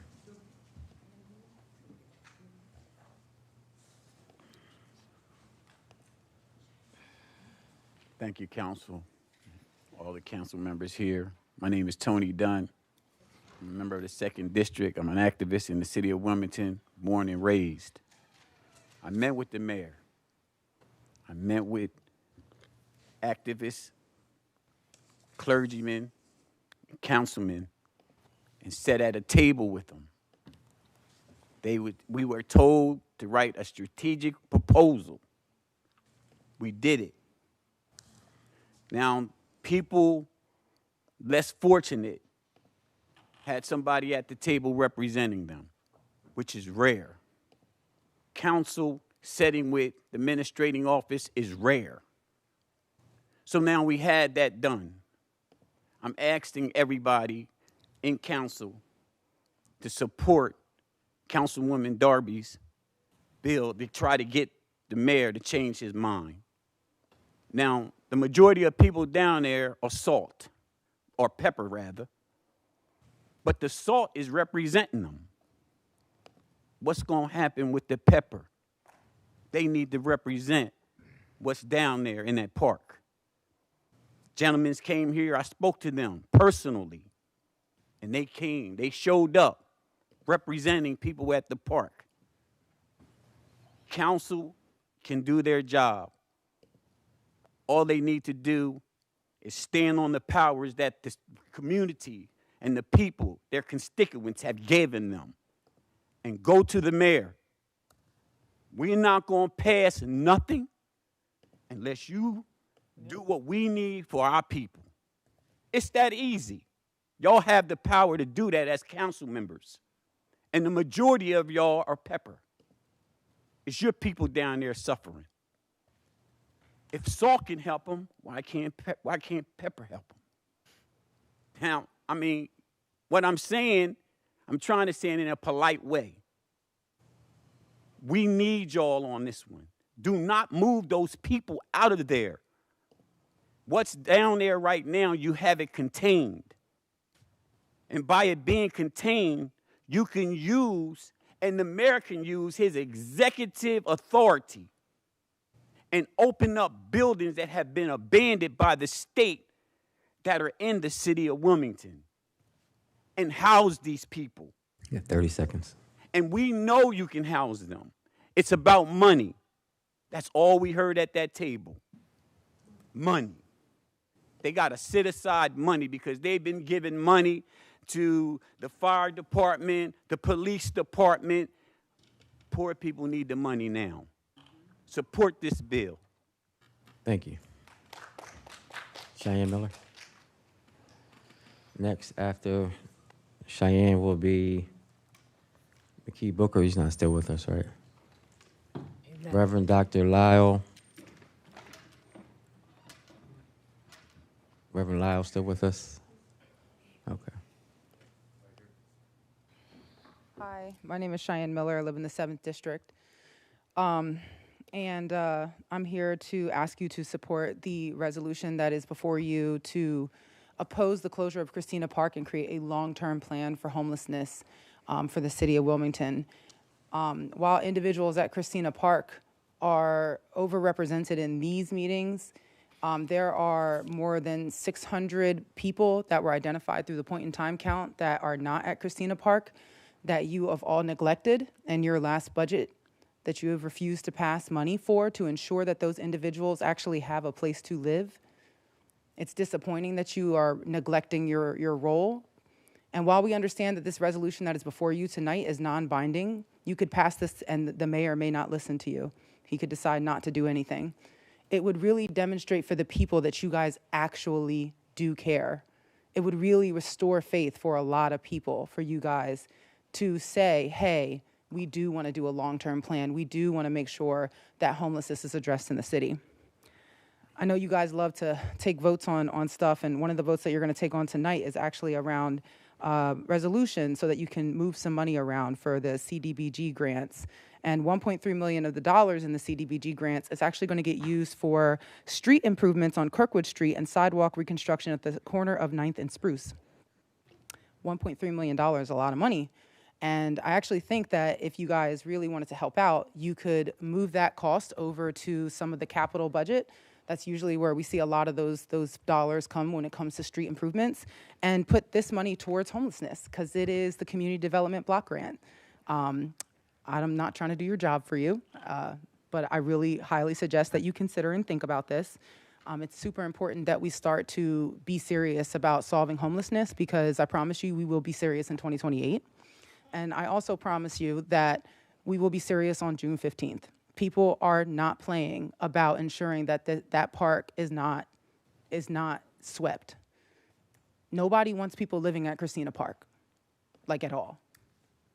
Part of our talking points, part of the things that are being asked for is that you all actually focus on a long-term plan for homelessness.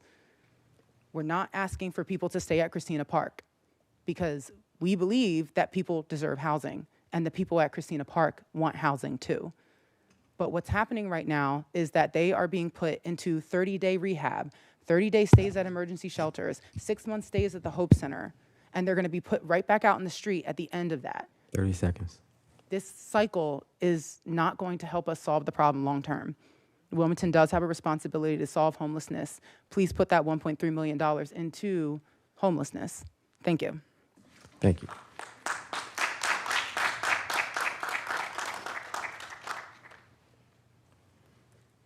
After Reverend Dr. Lyle will be Jean Messick.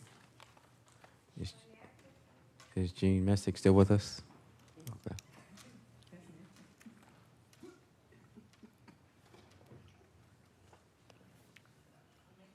President Congo, members of council, I am Reverend Dr. Lyle Dykstra, and I worship regularly at First and Central Presbyterian Church, 1101 North Market Street. We at First and Central have a strong ministry to the homeless population and have gotten acquainted with them and know obviously they are fellow human beings, and we all intellectually know that. Many of the members at First and Central feel that emotionally because they look at these people eye to eye week after week throughout the winter and in the summer. So please support Council Member Darby's resolution regarding the unhoused now living in Christina Park. Do not force them out without providing them a place to be.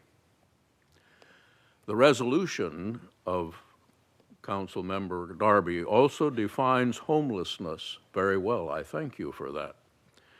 And asks and calls the city administration to create a senior level homelessness response coordinator. Yay! Do it, for heaven's sakes. Do it. Organize it so that the city can deal with this issue and with these persons, person to person, because that's how it's going to have to happen. It will make a tremendous difference. And then also asking the mayor's office to have a transition timeline for removal of people from Christina Park if that continues to be an objective. So please do what is the right thing to do, is my word, personal word for it.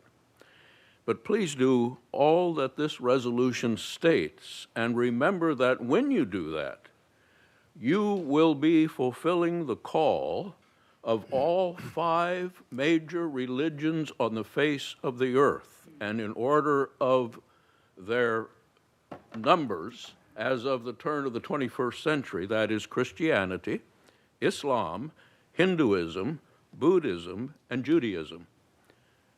And their call to all in those huge religious groups in this earth is to love your neighbor. Thank you for listening. Thank you. God bless you.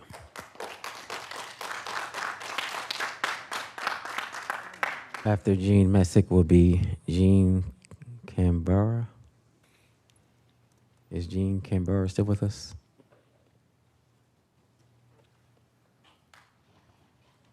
Thank you for joining us.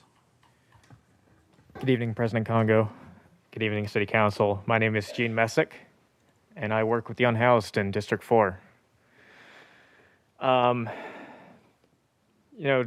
Cade wants to tell y'all to disregard us, not listen to public commenters saying that we're outsiders coming in from New York.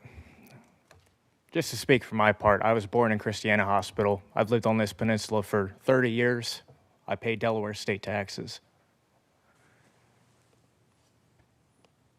And I love the people of Wilmington. People might ask, why we go out there to feed and clothe people on Christina Park. And everybody's got a reason. I got a reason. In August 2024, my uncle, a Vietnam veteran, died of heat exhaustion on the streets. And he was found by a single mother and her 2.5-year-old child. Just weeks prior, services have reached out to him to try and help him out. And when he needed them most, they turned him away. Hours later, he's dead. That's the kind of system we have here in Delaware. The people out there at Christina Park need you to show up. They need you to bring services. They need you to fix this system. So there's a number of ordinances on the docket tonight that I want to speak to. Housing comes up every year on the budget. You're giving millions of dollars to the land bank or millions of dollars to Rob Buccini, whatever, trying to solve this problem. I get it. This is an ongoing issue. Homelessness, as Anna Villa said, is a year-long issue. So please pass the Housing Trust, pass the Homelessness Subcommittee. We need to keep this conversation going in perpetuity. Please pass eviction protection, the vacant lot repair program, and the renters repair program as well. All these are great programs. You're doing good ideas. You're getting good ideas out there. But most of all, please do everything in your power to stop this sweep on June 15th. The people out there do not have enough time to secure actual solutions. As Cheyenne said, many of them are just being forced into temporary housing. 30 seconds. And a lot of them, in the scramble to get their belongings together, have already lost vital documents that now render them ineligible for any program that would take them. There will be people in Christina Park on June 15th, and there will be people on the streets on June 16th.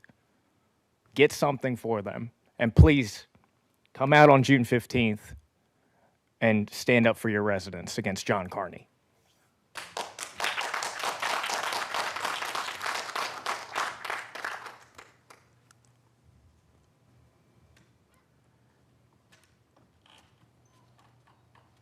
After Gene will be Gavin Ferris. Is Gavin Ferris still with us? All right, thank you. You can come over this way, please. Hello, my name is Jeanne Kambara. I've been volunteering in Christina Park on and off here and there. I really don't know what else there is left to say. I imagine the people who are going to be in support of our cause are in support of our cause, and I really don't know if there's anything that those of you who aren't can be swayed by. I also want to say that I am here in support of Darby's resolution number 0240. I know that a lot of the policy and, you know, the sweep around the encampment is because of, you know, complaints from people in the city saying that they want the park back, that it's an eyesore, et cetera, et cetera.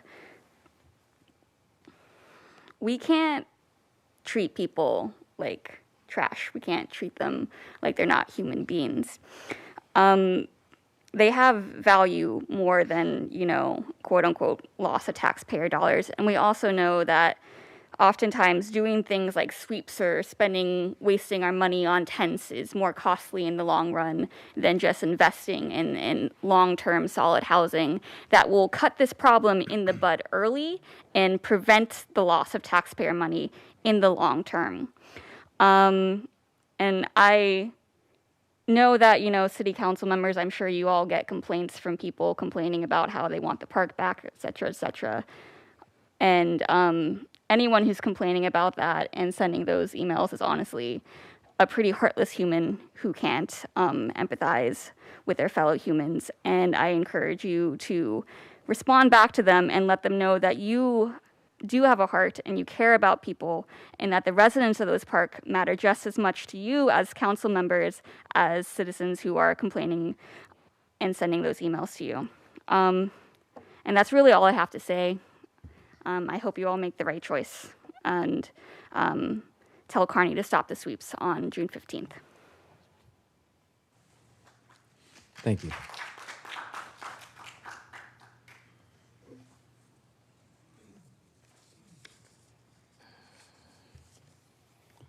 Good evening. My name is Gavin Ferris, and like Delaware's favorite son, Joe Biden, I was born and raised in Pennsylvania before I chose to make Delaware my home and raise my family here. So if DC native Saren Cade wants to call me a socialist, I will take that as a compliment, but I'll be damned if I'll let him call me a New Yorker.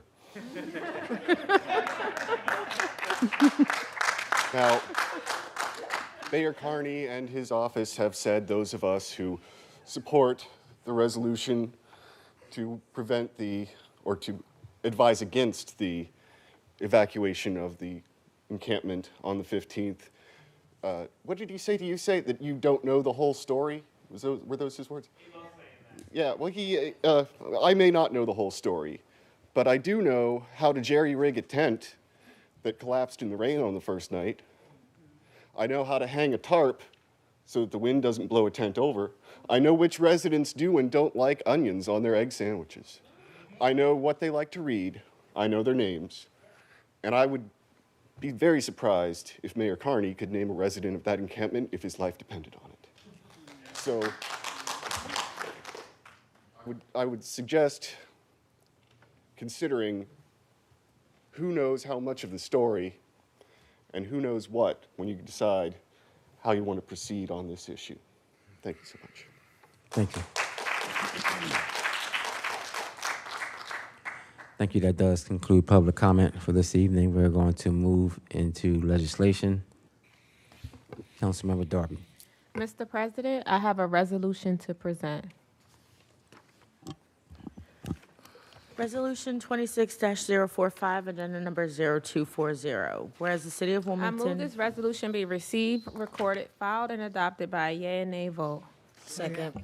It's been properly moved in second. The resolution be received, recorded, filed, and adopted by a yea or nay vote on the question. Yes, so this resolution is speaking to the June 15th eviction of the residents at the park, and it also talks about long-term homelessness coordination within the City of Wilmington. This resolution, one asks is that we do not put this eviction, that we don't sustain this eviction on June 15th, that we allow the residents who are living there to stay there. And of course, I don't want them to stay there forever, but I believe that we have to have a plan in place that is comprehensive, humane, and adequate in their transition to housing or transition to services or whatever that looks like for each individual. So I'm asking for that to stop on June 15th. For us to look at how do we work with community-based providers in our community in a collaborative effort to be able to provide services, case management, whatnot, support services, transitional and permanent supportive housing assistance, employment, and stabilization services down there. I'm also asking that the administration ensures that the Springboard Project or any replacement transitional house initiative is fully funded, staffed, operational, and capable of safely receiving residents prior to any closure or forced displacement at Christina Park. In Georgetown, another city in Delaware, the Springboard Project started a pallet home down there for their unhoused population. Of course, it doesn't solve the issue, but it definitely has helped. I know Springboard has been in conversations with the City of Wilmington and council and the administration on figuring out a location and being able to implement that service. And this is something that has to happen this year because it's coming from ARPA dollars. So it might seem far away, but it's definitely something that could happen potentially before the end of the year. So it's not too far off, but we are waiting for funding from the state to be able to support the operations of it. I'm asking for the mayor's office to create a homelessness response coordinator position within the office of the mayor. And I'm asking for this, why? Because I believe there has to be coordination. We have to do outreach, manage relationships, look at the data, the outcomes, pursue any funding opportunities, and to really develop this long-term plan. They did have a homelessness task force. That was great, but there has to be someone who's willing to really look at that plan, implement it, and I believe that should be housed in the mayor's office since it's their plan that they came up with. I also think this position is important because they're trying to put the job description of a homelessness coordinator into our director of Office of Community Safety, which is our violence prevention office. A director of community safety should not be doing homelessness coordination. And I also know that the person in the mayor administration, when asked, said that, it was just too much. They didn't want to do it anymore. So create a position. And the last other request is that there's a written transition timeline that is shared with us in the community. This transition and this eviction that happened on June 15th, we found out at the same time the community found out. Council was not involved in that decision. There should have been a plan that we all, the community, council, and the administration knew about. June 15th came out of nowhere, right? So when I got the call that from people who who are residents at the park that this was happening, then 5 minutes later, I get an email from the administration. I found out from the community before I found out from the administration that there was an eviction notice sent down there. I don't agree with them being at the park. I think the park should be for the community, right? The fact that, and I'm going to be frank, that a white mayor in a predominantly black city chose a park in a predominantly black neighborhood to then say that he's going to create this concentration of homelessness in there. He would have never did that in the 8th district or other areas in the city in their parks, but he did it to our park. But now that we're here and he created this, I think it's just inhumane to say you have to leave in the next 4 to 6 weeks, 30 days, whatever the time frame was. You have to leave. It's just inhumane. If City Council has the power, we have a voice. Collectively, we can tell the administration, we do not want this to happen. We can use our powers to say, this cannot happen. We're not weaklings just sitting here at the whim of the mayor's administration. We have the power. We vote on things. Like I said, I'm not voting on anything else for you. And if you do this, I would do it. But I know, as Sam Guy told me when I ran for office, remember, Darby, politics is a team sport. So I'm really asking for this plan to come in place. I don't think that, honestly, the administration cares to do this plan, but I needed to be on record. I needed to be on record that City Council took a stance. I needed to be on record that this is inhumane, it's inadequate, it's unprofessional, and it should not happen on June 15th. So thank you. Thank you.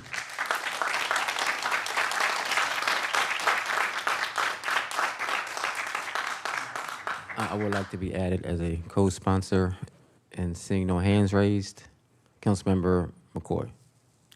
Thank you, Mr. President.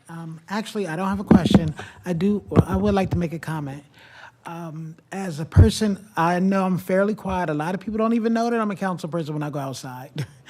But I've been on this council since 2017. 2018, at the end of 2018, we lost 65 beds at the Rick Van Story. And I told my president what's going on. Less than 12 months later, the YMCA had stopped doing grants for the chronically homeless at that point in 2019. I'm like, we've lost 100 beds in less than a year. Please tell me what's happening. What are y'all going to do? This was a president and my mayor. I made them aware what is happening. So I don't know whether or not the only other two people that's been on council at the same time that I was actually just the two, President Congo and Councilman Oliver. I don't know whether or not you guys were paying attention to this. This is something I've always kept an eye on because I've had a homeless background. I joined the Housing Alliance of Delaware for 2 years on a board that did not really give fruit, and so I left. What I'm saying is that this mayor, I don't know who the advisor was, but Mayor Carney took the advice and basically collected the homeless, thinking that was going to be a good thing. And what it did was it brought a target. It brought eyes to a situation we were already in. Nobody was looking until they were all in one space. So to say like, oh, it's his fault or whatever, I don't think that that's the case, but we definitely need to, I am going to support this because we definitely need to address it. It's something that's been happening for a long time. Matter of fact, even then we get to 2024 when Michael Combach and his area actually closed down. It's been targeted for a long time. And as Ms. Velez, I believe that's her name, when she came up here and spoke and stated that homelessness is ongoing. It doesn't stop. It is not just something seasonal. It happens all through the year. She was very right. It's like waves on the beach. They keep coming. So they've targeted, they felt as though they could target 50 and be done with 50. Well, they said that they housed 32. I have not confirmed that amount, but that's not enough because if people are still coming, it is what it is. So I'm supporting this because we do need a plan. We got to figure this out. So I just want to make certain that I put that out there, that this is not something that happened overnight. I've been on council. This is my third term. And as I was ringing the bell to my leadership, I realized this is something that have gotten beyond me. And when I went to the policymakers, when I went to Housing Alliance of Delaware, it really didn't get me anywhere. Like I said, it was a fruitless endeavor being on that board at that moment. So I just wanted to make certain I put that out there. That I will be supporting this, and that people need to have understanding that the reason why people are here and they are trying to represent those who are, their voices are not being heard. I'm glad that they're here, but it's the reason why you can see it now is because it's a group. When they were just here and there sporadically, nobody wasn't paying attention. But I knew that we were losing beds. So that was it. Thank you. Councilmember Owens, followed by Councilmember Johnson. Thank you, Mr. President. This has been an issue that has been near and dear to my heart long before I got on this council. Is caring for those who are in a tough situation, because we're all one paycheck away. At least I know I am one paycheck away from being read out there at Christina Park or anywhere in the city. I just want to say, Christina Park isn't the only place in which homelessness exists in the city of Wilmington. It's in all our districts. It is a consequence of bad housing policies, decades of divestment into our communities. And when you look at what truly needs to be done, it is not just the city of Wilmington, it's the county, it's the state, it's the federal government needs to put funds together for permanent supportive housing, for long-term support for people. No one's going to be able to get back on their feet and be a full-on active citizen in 30 days, in 60 days. That's insane to think that is going to work. Since I've been on council and long before, I've been a huge advocate for Sojourner's Place, which is located in my district. And their model was, literally they were founded over 35 years ago on the model that 30-day, 60-day, 90-day model is not for the community. They have a model where most of their residents stay for 6 to 8 months and get the support that they need to get back on their feet. But the number one barrier right now for a lot of their residents who have completed their programming and trying to get to the next step is the fact we don't have housing that they can afford still. So I think while we still look at what are some of the barriers people are facing, we have to also say that, yes, development is good. Yes, we have to build more affordable housing. But we also need more shelter beds. We need more permanent supportive housing throughout the city of Wilmington. And it's going to take a partnership. It takes all of us working together, intergovernmental, all of us coming together and put up funds for this. I'm supporting this resolution tonight, but I think we have to do a lot more. We have to do a lot more as a city. And I know we just passed the budget, but there's places that have available land where they can build. We just have to make sure that we can get them the resources they need to be able to do that. And Sojourner's Place is one of those places. Thank you. Councilmember Johnson. This is, and it's the vice chair of the Intergovernmental Committee, working with Councilwoman Darby. I try to look at this as a 360 view. I know a lot of anger goes at the mayor, and certainly I do believe it was, you know, once you take a problem on, you take it on. And so I think they have to do the right thing. So that's why I'm supporting this resolution. But the big picture is that the city does not have a social service agency, and this is the problem that we have. Unlike LA, Philadelphia, New York, we don't have a social service agency. I wish the state would just give us money, and we know how to put it to work to the community. But Delaware is one of the few kind of just this big brother type setup where we don't control those resources. I'm sure me, Councilwoman Darby, Councilwoman Owens, Councilwoman McCoy, Councilwoman Oliver, Councilwoman Willauer, we all could figure out how to spend the money in the community. But the problem is we don't. So I think the problem is either we need to advocate for complete, like we have our own social service agency, or we need to advocate at the state for those who can do it. And the problem is, and truthfully in Delaware, you go down to the General Assembly, I spend a lot of time down there, you know, all they're concerned about is not raising taxes, not looking at raising taxes. But at the end of the day, this stuff costs money. To house our brothers and sisters costs money. And so, you know, look at the rest of our jurisdictions, Pennsylvania, New Jersey. For me, I've represented homeless, those who are coming from prison. And I can tell you, they prefer to be in those other states, in Maryland especially, because they have social services. They have 30-day treatment beds. They have intermediate treatment beds, 60 to 90 days. We don't have that here because we don't put the money in it. We don't put the money at the state level, and that is why we have the results we have. So, you know, what I do want to do is this, our intergovernmental committee and, take this and put it in a plan of action. Because our state officials who represent the city, they have to represent all who are in the city. And it really is, it's time to stop. We have to put resources into human capital in Delaware. And so if it takes raising taxes, look, you got to do it. And I'm someone that does pretty well for myself, and I'm willing to pay more taxes because it needs to be paid. We have to all do our part, and that's the thing. It's going to start by investing in our people. So you can add me as a co-sponsor. I'm certainly am supportive of a long-term plan, but we got to fix this problem in Delaware, and it starts in Dover. Councilmember Willauer. Thank you, Mr. President. I just want to thank everybody who has spoken on this issue. It's not easy to come and tell your personal story, and I want to thank everybody from Christina Park who's come out and spoke up for yourselves and spoke up for the community. I think that a lot of us have, if not direct experience of homelessness, people in our family who have been homeless or faced the same issues that people are facing in the camp facing at Christina Park.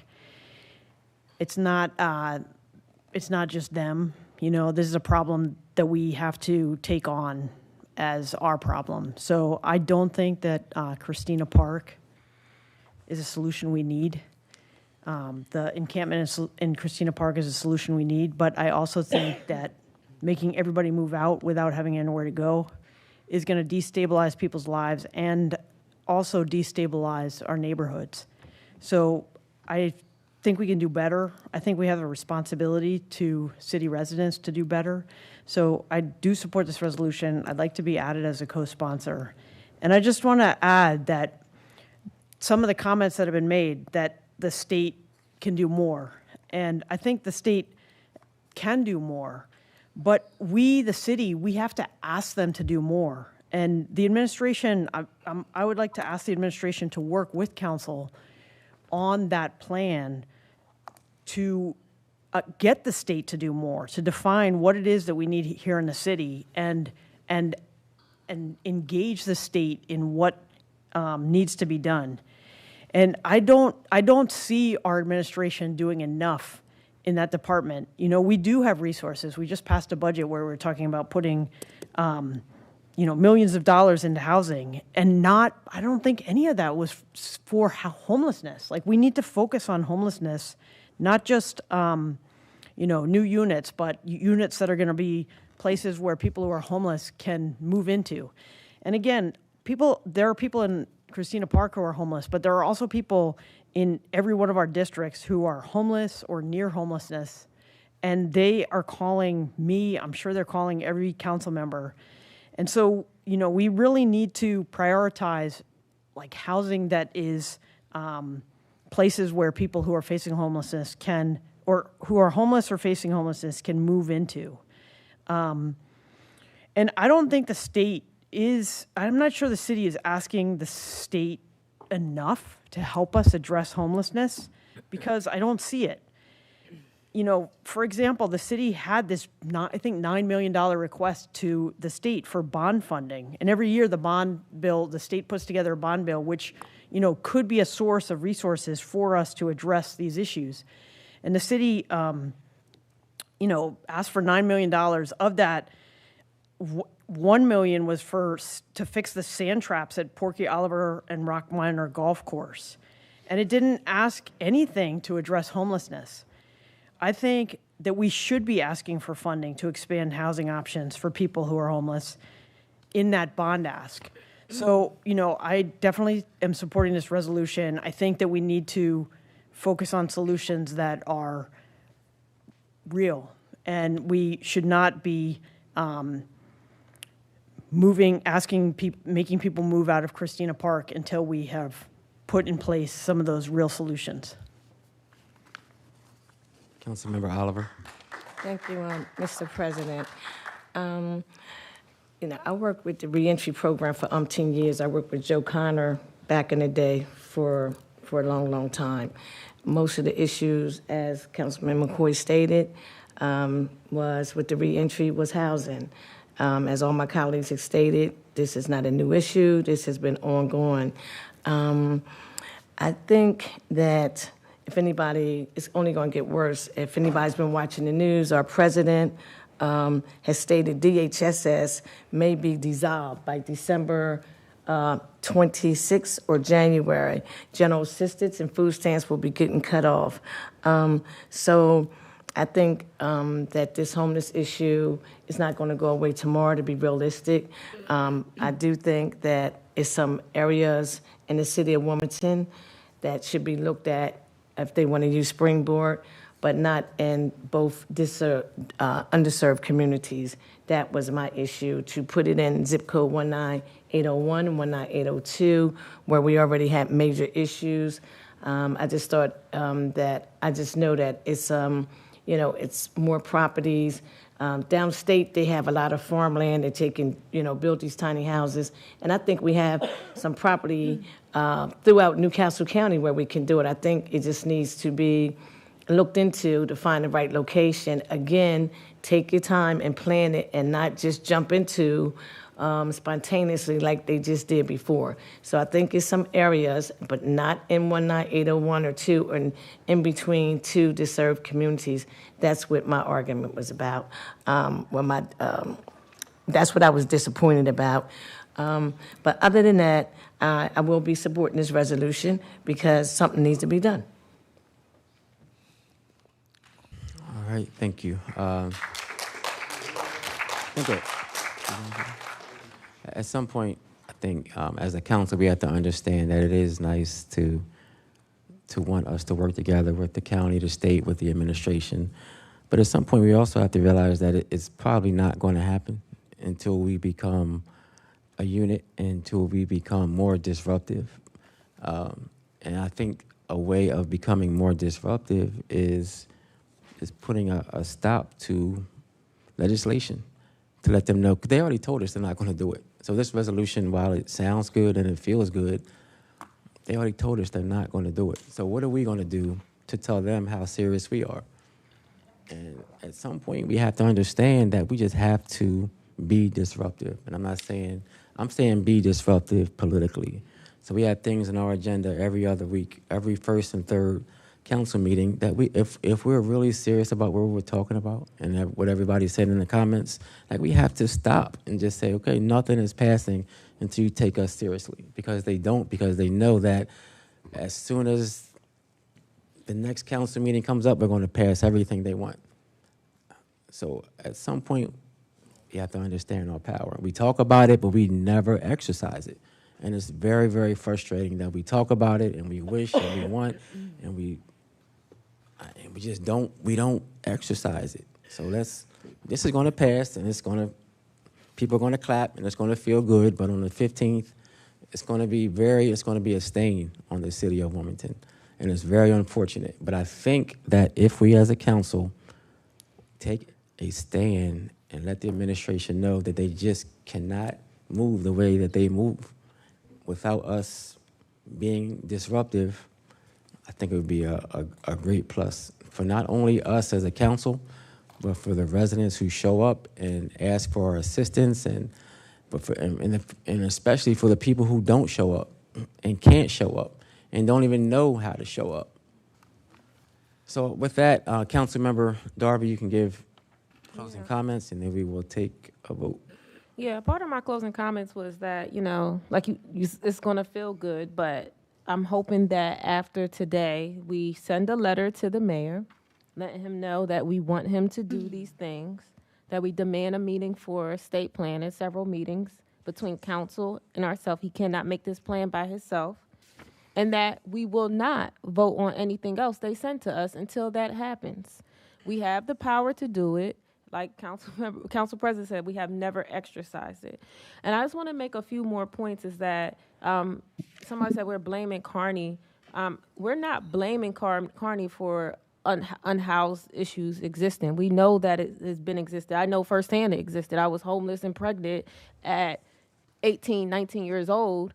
So I know firsthand that it's not a new issue. But we have to hold him accountable for a piss poor response to the issue today. So he has to be held accountable for his actions and what he did. And then I find it funny that a mayor who was previously a governor keeps saying this is a state issue, but he was governor for 12 years. Did nothing. Make it make sense. So he's just talking fluff. So to keep saying we're going to collaborate, we're going to work, they're going to do the right thing, they're not. City council, we have to take a stance. And it's so frustrating because I've only been here for 6-7 years, and it's just so frustrating because we don't take stances. We do not stand up to the administration. We do not do it. It has never happened. So I'm really asking for that. And I also want to end off with, we know homelessness exists in the entire district. The city of Wilmington residents care about this issue. Delawareans care about this issue. I sat in meetings and they said, it's people from New York who are socialists. And I was just appalled because I was just like, what are you talking about? Like, I know these people. They're not New York people who are socialists, but they're not socialists from New York, right? So I just think the mayor is just so disconnected, and we can just vote on this and get it passed. But I hope after tonight, y'all really take a stance. So, Clerk, please call for the roll. Councilman Owens? Yes. Councilwoman Darby? Yes. Councilwoman Oliver? Yes. Councilwoman Willauer? Yes. Councilwoman McCoy? Yes. Councilman Johnson? Yes. Councilman Field? Yes. Councilwoman Bracy? Yes. President Congo? Yes. 9 yeas and 4 absent. Declared adopted.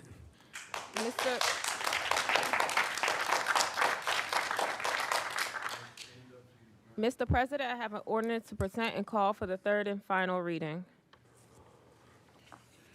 Ordinance number 26-019, an ordinance to amend Chapter 8 of the City Code to establish an affordable housing trust and community advisory board. Mr. President, I have a substitute to present in lieu of that ordinance. Substitute number 2 to ordinance number 26-019, an ordinance to amend Chapter 8 of the City Code to establish an affordable housing trust and a community advisory board. Mr. President, I move that be known as the enacting clause of the substitute ordinance and the call for a yea and nay vote. Is there a second? Second.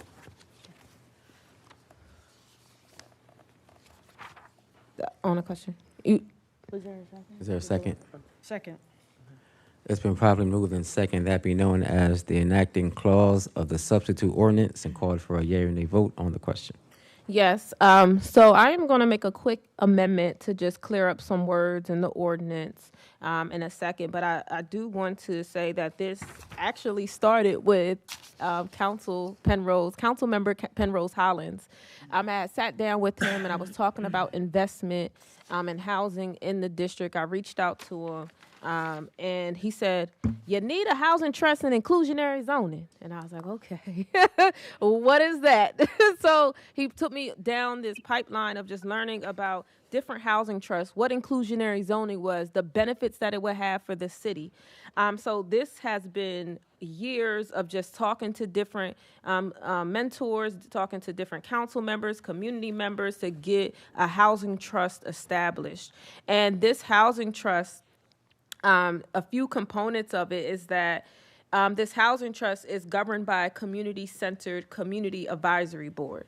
So in the piece of legislation, it documents who serves, who's on this community advisory board. Most of the appointments will come from the mayor administration, and it will be housed in the real estate and housing department. So money will be allocated in here. How do you fund a housing trust, right? So you can put money in it from your general budget, from your tax stabilization fund reserves, right? You can also, once you implement inclusionary zoning, you can have developers contribute to it. You can apply to grants. There's different ways of funding a housing trust, and we do it right here in Newcastle County already, right? So there's several ways of funding it. So one of the first ways we can fund this is infusing it with money from our budget, grants, and then passing inclusionary zoning hopefully soon. So we have a community advisory board. We have the mayor who's appointing the majority of it. So it allows for the administration community, and then it also allows for city council to finally have a voice and say in how we implement and talk about affordable housing in the city. So once there's a recommendation from the community advisory board about how they want to spend the money in the housing trust, a resolution comes to city council, so we are notified that they want to create a vacant property program. I don't know, something, whatever. A rental property program, another homeowner program, whatever that program or project is, it comes to city council and we are a part of that conversation. I've been here for 6-7 years, and we are once we vote for the money to come in, we are not a part of those conversations as a collective.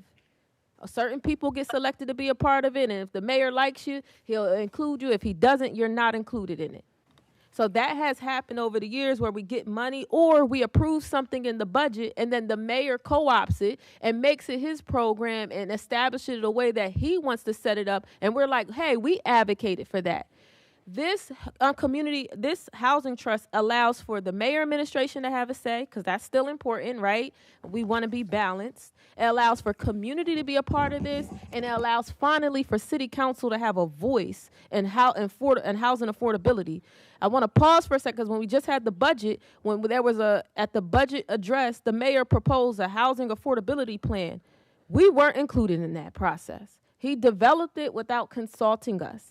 And not saying like he has to go everything through us, but you want us to vote on it. Why wouldn't you at least come to us to have this conversation, to say, hey, this is what I want to present. What do you think? There was no buy-in. So that's why there was a lot of pushback. And they just push stuff on you and act like they know all the answers, and they don't. So this housing trust is really to looking at addressing affordability as a long-term solution and establishing this housing trust so all three entities have a say in how we address affordable housing in the city of Wilmington. Thank you. Oh, I need to do the floor amendment real quick. Mr. President, I would like to make a motion for a floor amendment at this time as such. Oh, okay. So on page 2 in section 2 in section 8146, I'm going to strike the word borrowers and insert the words household. On page 2 in section 2 in section 8-1571, I'm going to strike the sentence. It will also include support services, including. On page 3 in section 2 in section 8-15AA, strike in sentence 1, strike the word 11 and insert the word 13. On page 3 in section 2 in section 8-158F, strike the word resolution and insert the word ordinance. So those were just some cleanup things that the legislation needed. So, Second. All right, we'll take a vote on the floor amendment. All in favor signify by saying aye. Aye. Any opposed? Amendment passed. yeah, so we can open it up for. Any comment? If not, we'll go to vote. Councilmember McCoy. Oh, no, I'm sorry, this is not on the amendment. Are we just talking about the actual ordinance now? Yes. Okay, good. So the only question that I had, because I wanted to find out about I think the only question we had back and forth, I definitely want to support anything that made certain that it was an arm to create affordable housing part of the land bank. I've stated many times, and I want to make certain I'm consistent, as a lot of people talked about the land bank, and I said that I don't believe that the land bank was actually truly formed for affordable housing. It was formed to deal with vacants, and we needed this to deal with that. So I want to make certain that is clear, and I want to support this. I think my issue is that I think we've been back and forth now about how this is getting funded. And it was, $1 million, then 10. Now all of that I looked over this, and I think I actually missed it. I'm trying to figure out how this is getting funded. Are we not doing the portion of the 15 per 1,000? Is that still in here? Did you want to address that now? Yes. Or I can address it after other questions. Okay. Yeah. Okay. Councilmember Johnson? I share the same sentiment as my colleague, in having, done many city budgets. The part of the problem's going to be the funding mechanism. Because I understand it's not only, they are very complicated, but it's a worthwhile endeavor that many cities have. You know, cities such as Baltimore and DC have them, and it makes sense. We have to set up the right way because the city, again, we don't have the money to fully fund this. So as private developers, I think a lot of states look at transfer tax and how that actually plays into adding a dedicated source. We may have to do actual amendments at the state level to get some more state funds through transfer of realty taxes. So it's very complicated, and honestly, I have to defer to the housing advocates and those who are experienced in this field. I'm certainly supportive of establishing this, but we have to make sure it's funded. So that's going to be the next step. Councilmember Willauer. Thank you, Mr. President. I just want to thank Councilmember Oliver, who brought Councilmember Hollins here today, because he set up one of these trust funds in Newcastle County, and it's been like super important for Newcastle County's efforts to do affordable housing. And that one is funded by developer fees. Like when you develop a bunch of new homes in the county, some of the money goes into the Affordable Housing Trust. I had the chance, but it can be funded anyway. I mean, it could be funded through like what just happened with the budget, you know, moving money from the tax stabilization fund into this fund. It could be funded by asking for state bond funding to go into this fund. It's just a fund that has this benefit of having some community oversight from the Community Advisory Board, plus the chance for council to have a say and, you know, the approval of the projects. And I had the chance to serve on the Housing Advisory Board for Newcastle County for a number of years. And it brought together, you know, the affordable housing, people who work in affordable housing or sometimes complain they're not involved in discussions around housing in the city. This would be a place to bring them in. I know Councilwoman Oliver is creating that task force, but this could be another place where people could, just to get more people part of talking about what Wilmington's housing issues are and identifying the solutions and putting the partnerships in place. And then this is a way to make sure that, you know, the funding follows. So I think it's a really great idea. I know Councilwoman Darby's worked on this for a long time. So if I haven't already asked to be a co-sponsor, I want to ask to be added as a co-sponsor. All right. Seeing no other hands raised, Councilmember Owens. Thank you, Mr. President. First, I would like to say I'm happy to see this coming to the council again. We had the legendary county councilman, Penrose Hollins, who helped establish the Newcastle County Housing Trust. During my time as chair of the Reparations Task Force, during our recommendations on housing, we recommended doing a housing trust and fund. And one of the funding mechanisms that we identified is potentially using 50% of the vacant property fees to help fund a mechanism like this. So again, I know this is kind of just establishing it, but going forward, that could be a source of revenue. Getting those vacant properties back in the hands of affordable housing for our citizens, I think would be a very unique way of doing that. But I will be supporting this, and can I be added as a co-sponsor? Councilmember McCoy. Yes, thank you. Actually, as I stated, I support what the Housing Trust is, but because of the funding mechanism to me not really being clarified, I would love to be able to see whether or not the sponsor would consider turning it back to its original intent until we figured out the funding mechanism, which was, I think, how Penrose Hollis has his. Yes. Yeah, so that's my question. Until we figure out what the funding mechanism, we don't want it to stall out. We want to make certain that it still has some funds going in there until we figure out how it will be funded. Thank you. Councilmember Darby. Yes. So actually, when Councilmember Penrose Hollins started the Housing Trust, all of the money wasn't there. So they then decided to have inclusionary zoning, and then the developer fees started funding it. And then in their next few budgets, they started voting for money to go into the housing trust. So it's not going to be something that is funded from like day one, like we have, $2 million in it, right? It's going to be a place where we can then pass later on legislation and say, we want the fees Councilmember Owens was talking about to then go into that fund. So it's really about establishing it first, and then we go back and say, well, honestly, it's going to be the administration. Go back to the administration and say this has to be funded through this way. All of the money the administration was establishing through their affordable housing plan could have went through a housing trust. Like that money could have if we had one established already. But since we didn't have one established, they just created their own plan and didn't include us in it, and is doing what they want with the money that they put aside for their housing plan. So the housing trust was in the future make sure something like that doesn't happen again. When we're talking about affordable housing, it would have to go through this trust. So it's also, I think, it's a barrier to protect us from what happened in this budget.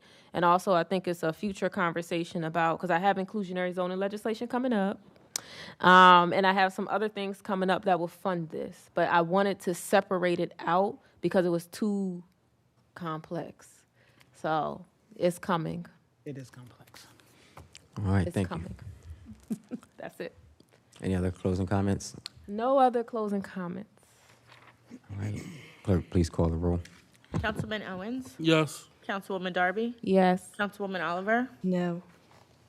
Councilwoman Willauer? Yes. Councilwoman McCoy? Yes. Councilman Johnson? Yes. Councilman Field? Yes. Councilwoman Bracy? No. President Congo? Yes. 7 yeas, 2 nays, and 4 absent. Declared adopted.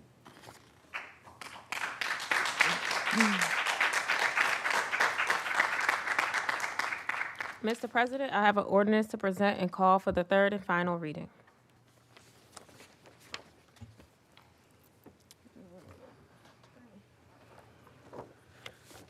Ordinance number 26-088, agenda number 0173, an ordinance to amend chapters 5 and 34 of the City Code to create an online rental property registry. Mr. President, I have a substitute to present in lieu of that ordinance. Substitute number 1 to ordinance number 26-008, revision 1 to agenda number 0173. An ordinance to amend chapters 5 and 34 of the City Code to create an online rental property registry. Mr. President, I move that be known as an enacting clause of the substitute ordinance and call for a yea and nay vote.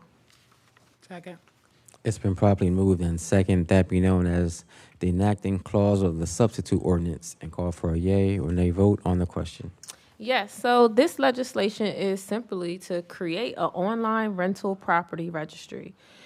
So this idea came from, in my first term, we applied to the National League of Cities to be a part of, with other cities, this program called the Landlord Engagement Lab.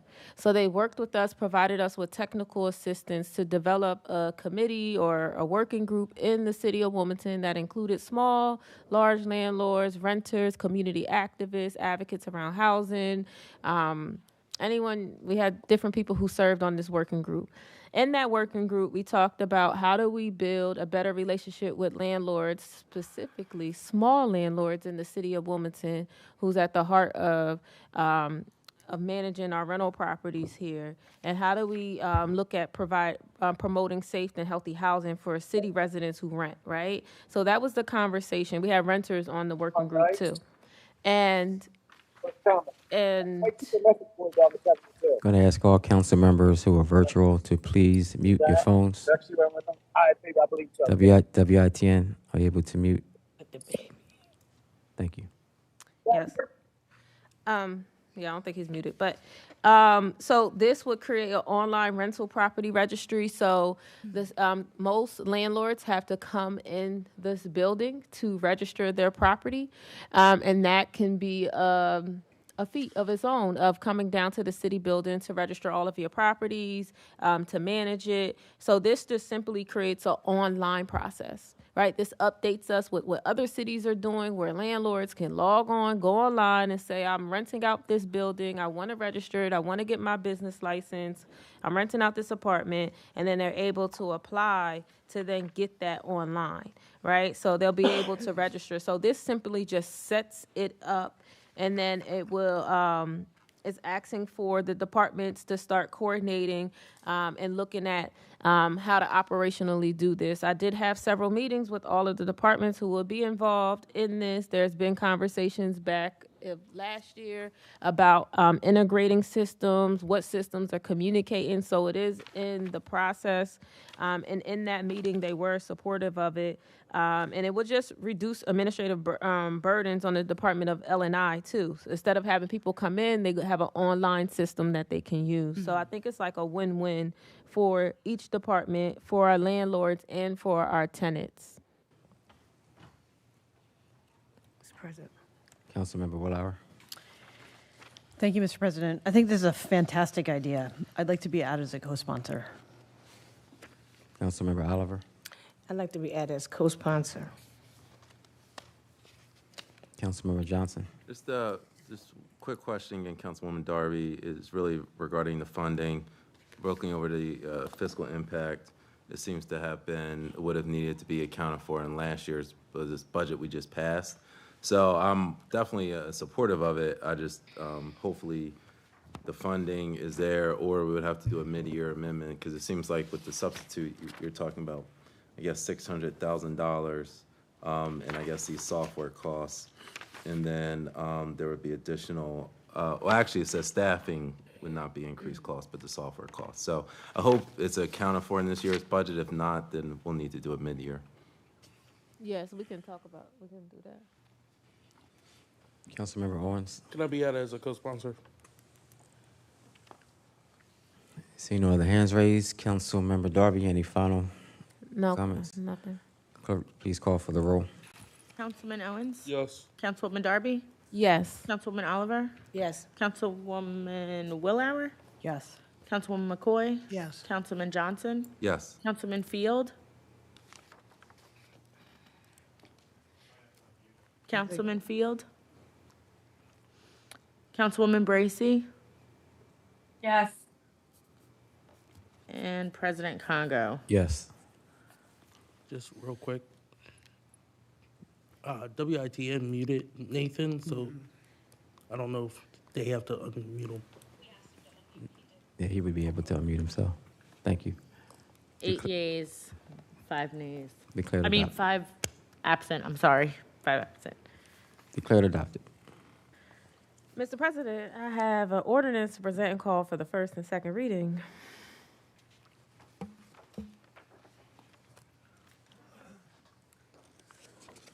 Ordinance number, sorry, oh my goodness.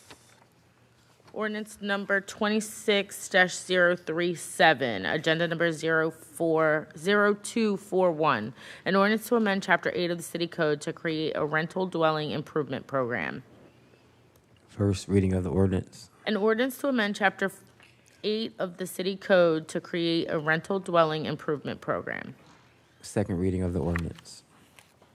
Mr. President, I move that be known as the first and second reading of the ordinance and refer it to the Community Development and Urban Planning Committee. Second. It's been properly moved and second, that be known as the first and second reading of the ordinance and referred to the Community Development and Urban Planning Committee. Councilmember Oliver.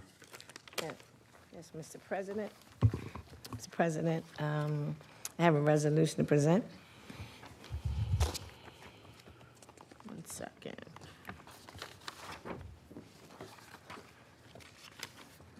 Resolution 26-046, agenda number 0242, whereas the City of Wilmington is committed to fostering stable, thriving neighborhoods. Maintaining and revitalizing the city's housing stock requires deliberate study of local conditions, resources, limitations. I move this resolution be received, recorded, and filed and adopted as a yea or nay vote. Second.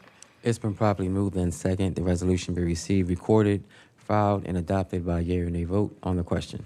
Yeah, Mr. President, this resolution authorizes the establishment of a housing subcommittee as a subcommittee of the Wilmington City Council Community Development Urban Planning Standing Committee. The subcommittee shall provide reports within 180 days of its first meeting to the Community Development Urban Planning Committee, outlining key areas focused on preliminary recommendations, with the final report to be issued within a year, proposing legislation, regulations, funding strategies, and address Wilmington housing challenges. See no hands raised. Clerk, please call for the roll. Councilman Owens. Yes. Councilwoman Darby. Yes. Councilwoman Oliver. Yes. Councilwoman Willauer. Yes. Councilwoman McCoy. Yes. Councilman Johnson. Yes. Councilman Field. Councilwoman Bracy. Councilwoman Bracy. Yes. And President Congo. Yes. 8 yeas and 5 absent. Declared adopted. Mr. President, on behalf of Councilman Harley, I have an ordinance to present and call for the first and second reading. Sorry, 1 second. Take your time.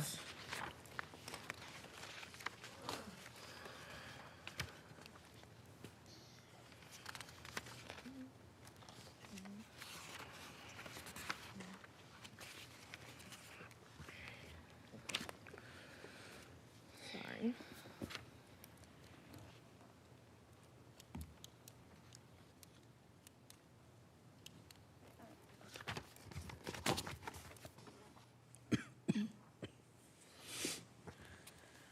Okay.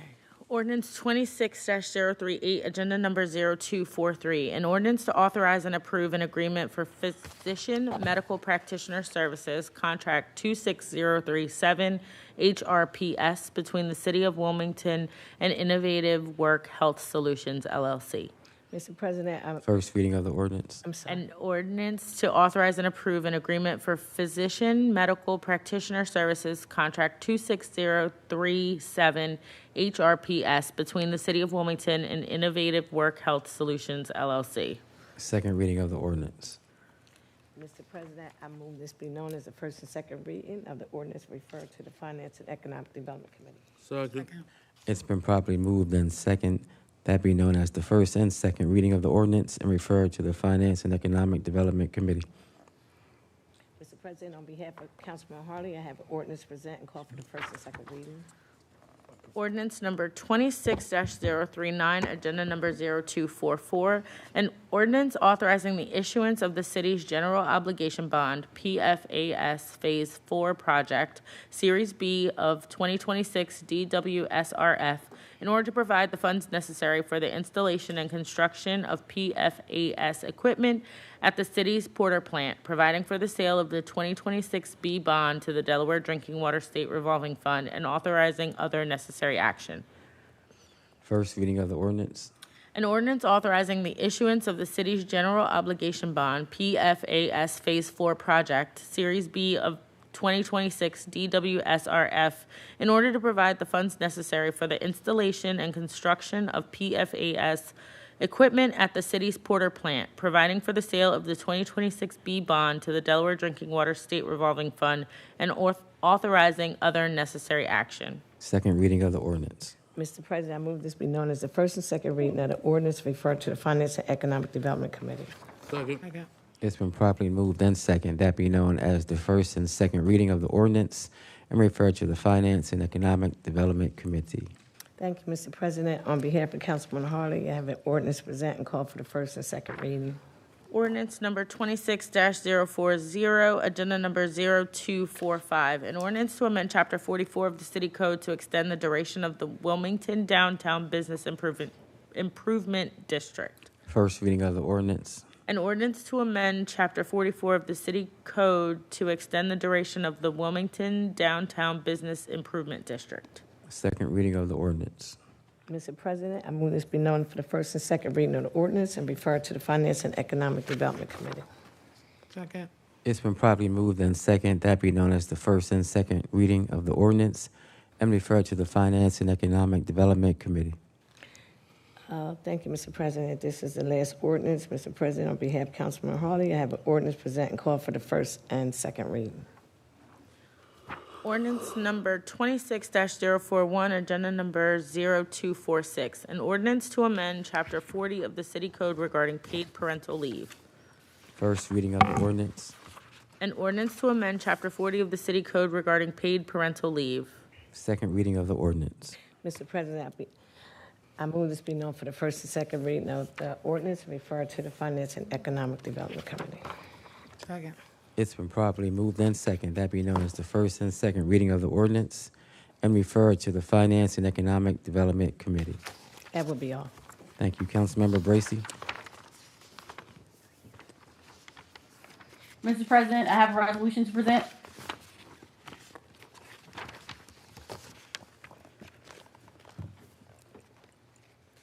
Resolution 26-047, agenda number 0247, whereas Wilmington City Council enacted the provisions set forth in Chapter 2. This resolution be received, recorded, and filed and adopted by a yea or nay vote. Second. It's been properly moved and second. The resolution be received, recorded, filed, and adopted by a yea or nay vote on the question. Mr. President, this resolution is being presented by the administration to appoint 3 new members of the Ethics Commission: Michael Riley, Kathy Scott Holloway, and Greg Luna. And they will each serve a 4-year term beginning on the date of passage of this resolution. Councilmember Darby. Yeah, no, I'm just, yeah, no, I'm sorry, that's distracted me, but no, I just want to, I'm voting no, and I'm just saying why I'm voting no. I'm gonna be honest, I just don't trust anybody Mayor Carney is appointed, and so I'll be a no. It has nothing to do with the people, but I just don't trust them. So that's why I'm a no. So I don't want the people to think like I have a beef with them or something. So. All right, thank you. Seeing no other hands raised, clerk, please call for the vote for the roll. Councilman Owens? Yes. Councilwoman Darby? No. Councilwoman Oliver? Yes. Councilwoman Willauer? Yes. Councilwoman McCoy? Yes. Councilman Johnson? Yes. Councilman Field? Yes. Councilwoman Bracy? Yes. And President Congo. Yes.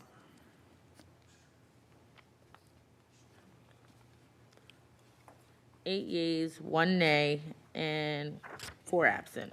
Declared adopted.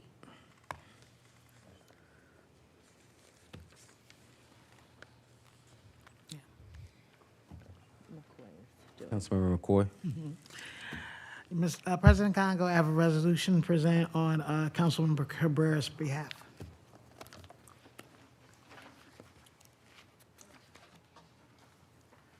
Resolution 26-047, agenda number, no, sorry. Resolution 26-048, agenda number 0248. Whereas the City of Wilmington is an entitlement community for purposes of the Community Development Block Grant Program, the Home Investment Partnerships Program, the Emergency Solutions Grant Program, and the Housing Opportunities for Persons with AIDS Program. And where I move this resolution be received, recorded, and filed, and adopted by a yea or nay vote. Second. It's been properly moved and second. The resolution be received, recorded, filed, and adopted by a yea or nay vote on the question. I'm so sorry. Yes, so this, where the heck is the back? My apologies. Okay.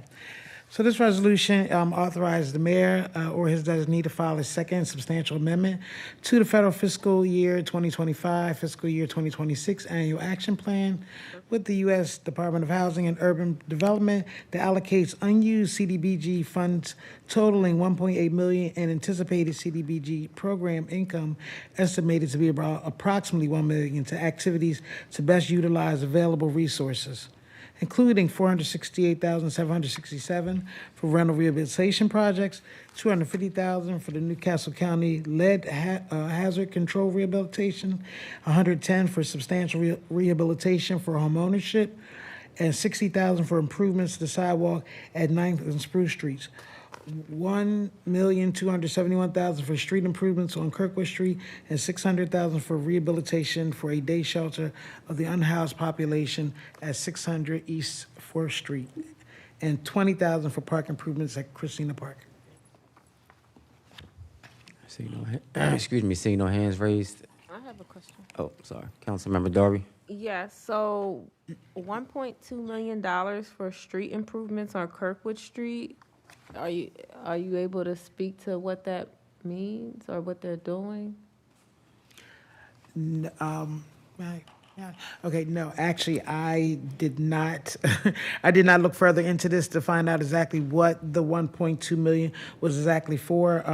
I'm not aware of how long Kirkwood Street is. I do know that when I had street improvements, not only is the street being done, milled and repaved, but you're also doing all of the corners for 88 accessible ramps. That's kind of all I know about, improvements of streets. I don't know exactly what they're doing for this. Okay, all right. Councilmember Willauer. Do you want to keep going? No, I just had one more follow-up from that. So the administration, just so I can understand, so I can follow. So they made an amendment, there was some unused money, and this is what they decided they wanted to do with the money. And they didn't think to come to us before we voted on it to explain to us what some of this is. Did I miss it? Did they explain it at another meeting I missed? They talked about Kirkwood Street? Was it at a committee meeting I wasn't at? I was making sure. I missed some of them. My kids be kidding. I've got other jobs. Maybe I missed the presentation they did. They had to come. Mr. President? Councilmember Oliver. Yes, this is no different than them doing downtown Market Street. This is funding that we've been waiting for at least 5 years. I think CRA Adams used to always talk about when they're going to spend the money. This is funding that this ain't no hit money. This is money that Vince has been over in the 1st District, is streets paving all over the city, so the money won't be returned back to the federal government who's trying to take the money back.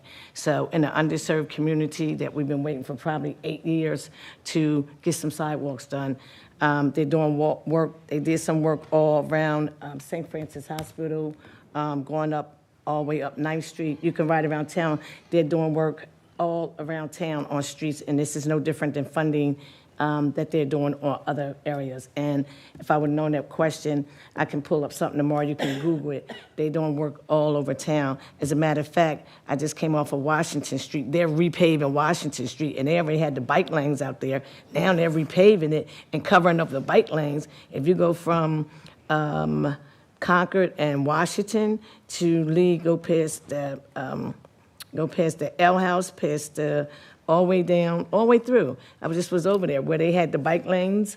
Now the bike lanes are covered up. It's repaved over, and I said today, wow, they're going to do this street again and repave it with the bike lanes. So this is no different than what they're doing all over town. Councilmember Willauer.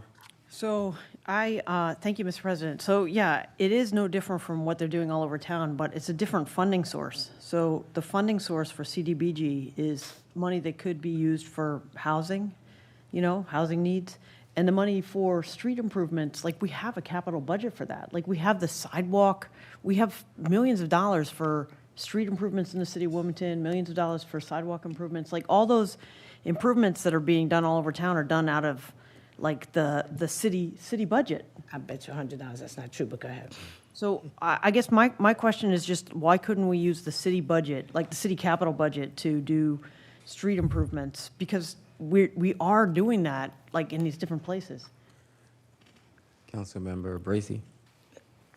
Yes, I do believe Councilwoman Willauer sent an email to the administration, and the administration explained exactly what that money was being used for, and the fact that capital money could not be used because the capital budget has already been allocated. And so if we were to do this, we would have to go to the bond. It's a year, it's a lengthy process. And this is also going to abate some lead piping that is under the street. So the street has to be torn up. So I do believe that Councilwoman Willauer can forward the email that she got from the mayor's office to Councilwoman Darby, so now she can understand what's going on. And maybe we should send it to the rest of council if everybody wasn't BCC, because I'm looking at the email right now. Thank you, Councilmember Willauer. Yeah, thank you very much, Councilwoman Bracy. I have been asking about this for ever since the committee hearing, because they presented it in the committee hearing. And just to be clear, I don't have any problem with the improvements being done. Like, they should absolutely be done. I'm just saying that I think that we should be using a different source to do those projects, because the lead work, like the city has a lead grant that provides funding for it, and the city has the capital budget, which, you know, they choose those streets and those sidewalks, like, they don't choose them all at once at the beginning. They choose them over time. So I'm just saying, I think we should be using the city's capital budget to make these improvements and use the CDBG. But I just want to say, I got this email at like 4:49. I mean, I got it right before I came into this meeting. 4:49 today? Yeah, and I've been asking for this like ever since the committee meeting. So it's not like I've been hiding this and like, oh, they're telling me everything. Like they sent, this showed up on my desk when I showed up at this meeting. So I really do think and I asked for this like 2-3 weeks ago when the committee meeting happened. So I do think that it makes sense to ask questions about this, and I think that's our job. Thank you, Councilmember Oliver. Yeah, well, you was at I think Councilman Darby X was at a committee meeting. I wasn't in town. You was there. You could at least admit it that you was at the committee meeting. And you have a Harvard degree, and you just... Councilmember Oliver. No, well, I mean, I'm not trying to be sarcastic. I'm just saying, if it was on your desk, you could have said, well, I did have this from the administration. That's all I'm trying to say, instead of leaving it blindside. But on top of that, I don't think it's fair for, if they're doing work in any other district, which they have been. I didn't say anything when they redid the reservoir, and you didn't even know about Adams Ford, which is your district. I had to tell you was closing. I don't think it's fair. Councilmember Oliver, stop. I mean, I don't think it's fair for her to just, like, because they're finally doing some work in an underserved community that, you know, she's coming at me like that. That's not fair. No, she's not coming at you. Well, I'm just saying. I'll let her speak for herself. Okay. Well, go ahead and let it go. Go ahead. It's crazy. It's supposed to be a team. How do you care? I'm done. Councilmember Owens. Thank you, Council President. I've seen the emails back and forth. I've heard a lot of discussion on this. Tonight, I will be supporting this for a few reasons. One, many of you know I work closely with a lot of housing advocates, especially those who are trying to find funding for those with HIV.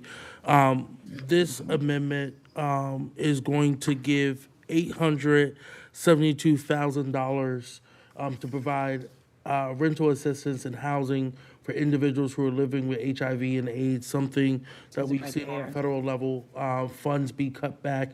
The executive director of Delaware HIV Consortium came here a few weeks ago and asked for additional funding, and this is part of it. What has come out of it. Also, there's funding being put up for homeless services, no, at least in my district, but also with the YMCA and some of the other organizations that we've been in conversations with over the last few weeks. So I will be supporting this tonight. I think there is more room for discussion when these type of amendments come up. I agree with that. That's why I go to every committee. But I really want to hone in on the fact that while streets are important to get done, it is a very costly thing.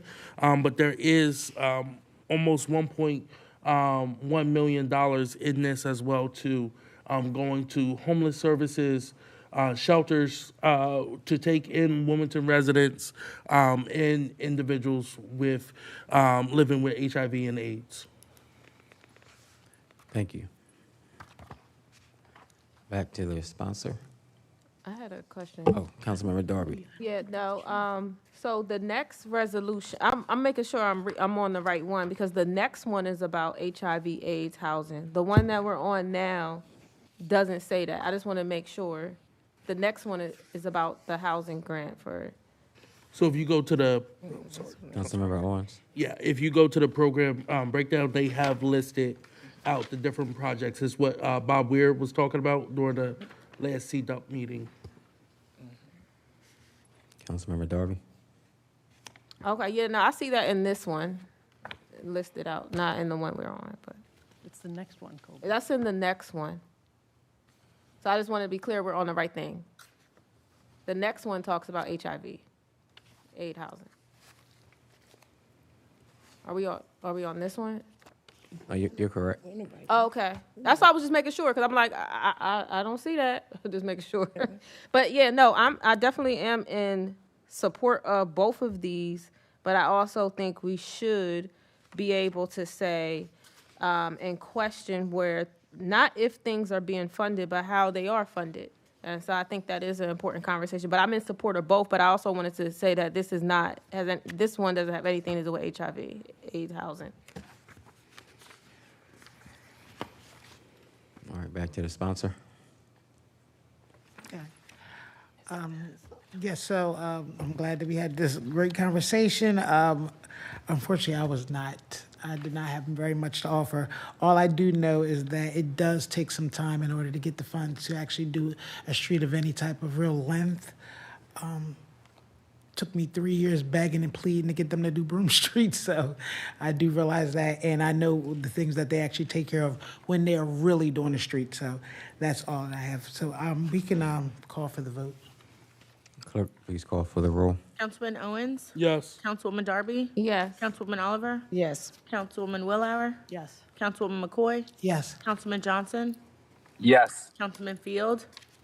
Yes. Councilwoman Bracy? Yes. President Congo? Yes. 9 yeas and 4 absent. Declared adopted.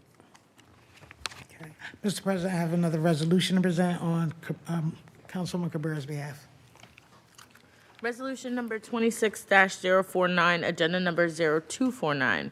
Whereas the city of Wilmington is an entitlement community for purposes of the Community Development Block Grant Program, the home I move investment. this resolution be received, recorded, and filed and adopted by yea, nay vote.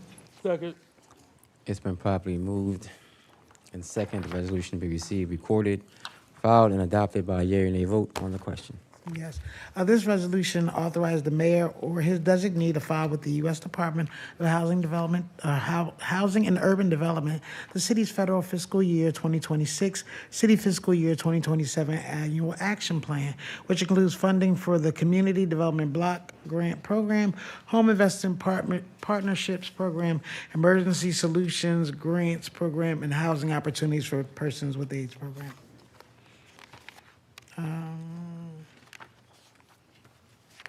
Seeing no hands raised.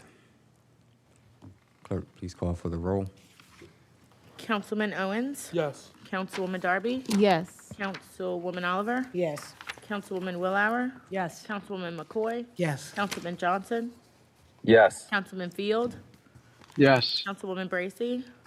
Yes. President Congo? Yes. 9 yeas and 4 absent. Declared adopted.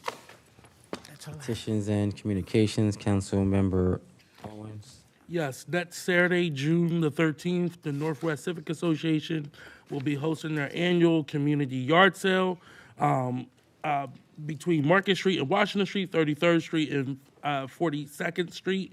Come on out. It's from 9 a.m. to 3 p.m.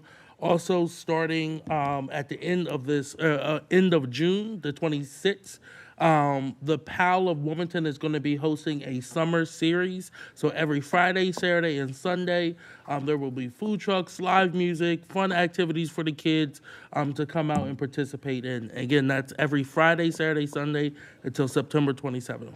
That's it. Thank you, Councilmember Darby. Nothing for tonight. Thank you, Councilmember Oliver.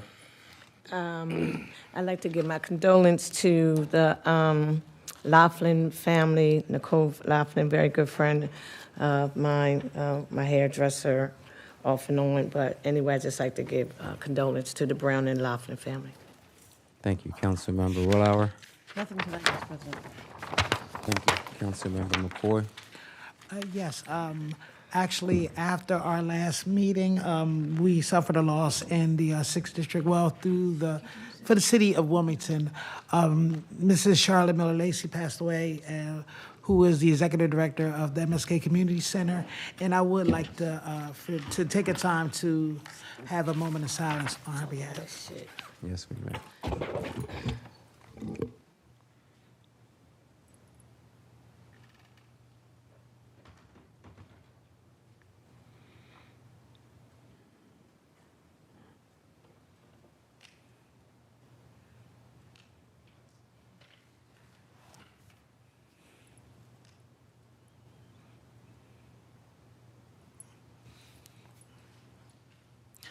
All right.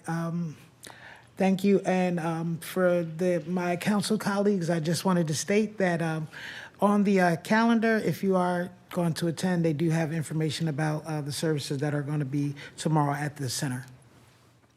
Okay, thank you. Councilmember Johnson. The only announcement, Council President, this evening is that on Tuesday, June 9th at 6 p.m. at Joseph Johnson School, I am hosting a neighborhood town hall, specifically regarding improvements to the corridor and also rezoning process. So please stay tuned. Reach out to me if there's any questions, but I look forward to seeing everyone there. Thank you. Thank you. Is that regarding their proposed rezoning? Yes, Council President. For the condo? Yes. Complex? Yes. Okay. All right. Thank you. Councilmember Bracy. Nothing tonight. Thank you. Councilmember Field. Nothing tonight. All right. Thank you. And with that, I would like to thank everyone who joined us this evening, either virtually or also in council chambers. If we can help you in any way on City Council, please give us a call at 302-576-2140. Again, our number is 302-576-2140. And with that, I will accept the motion to adjourn. To adjourn.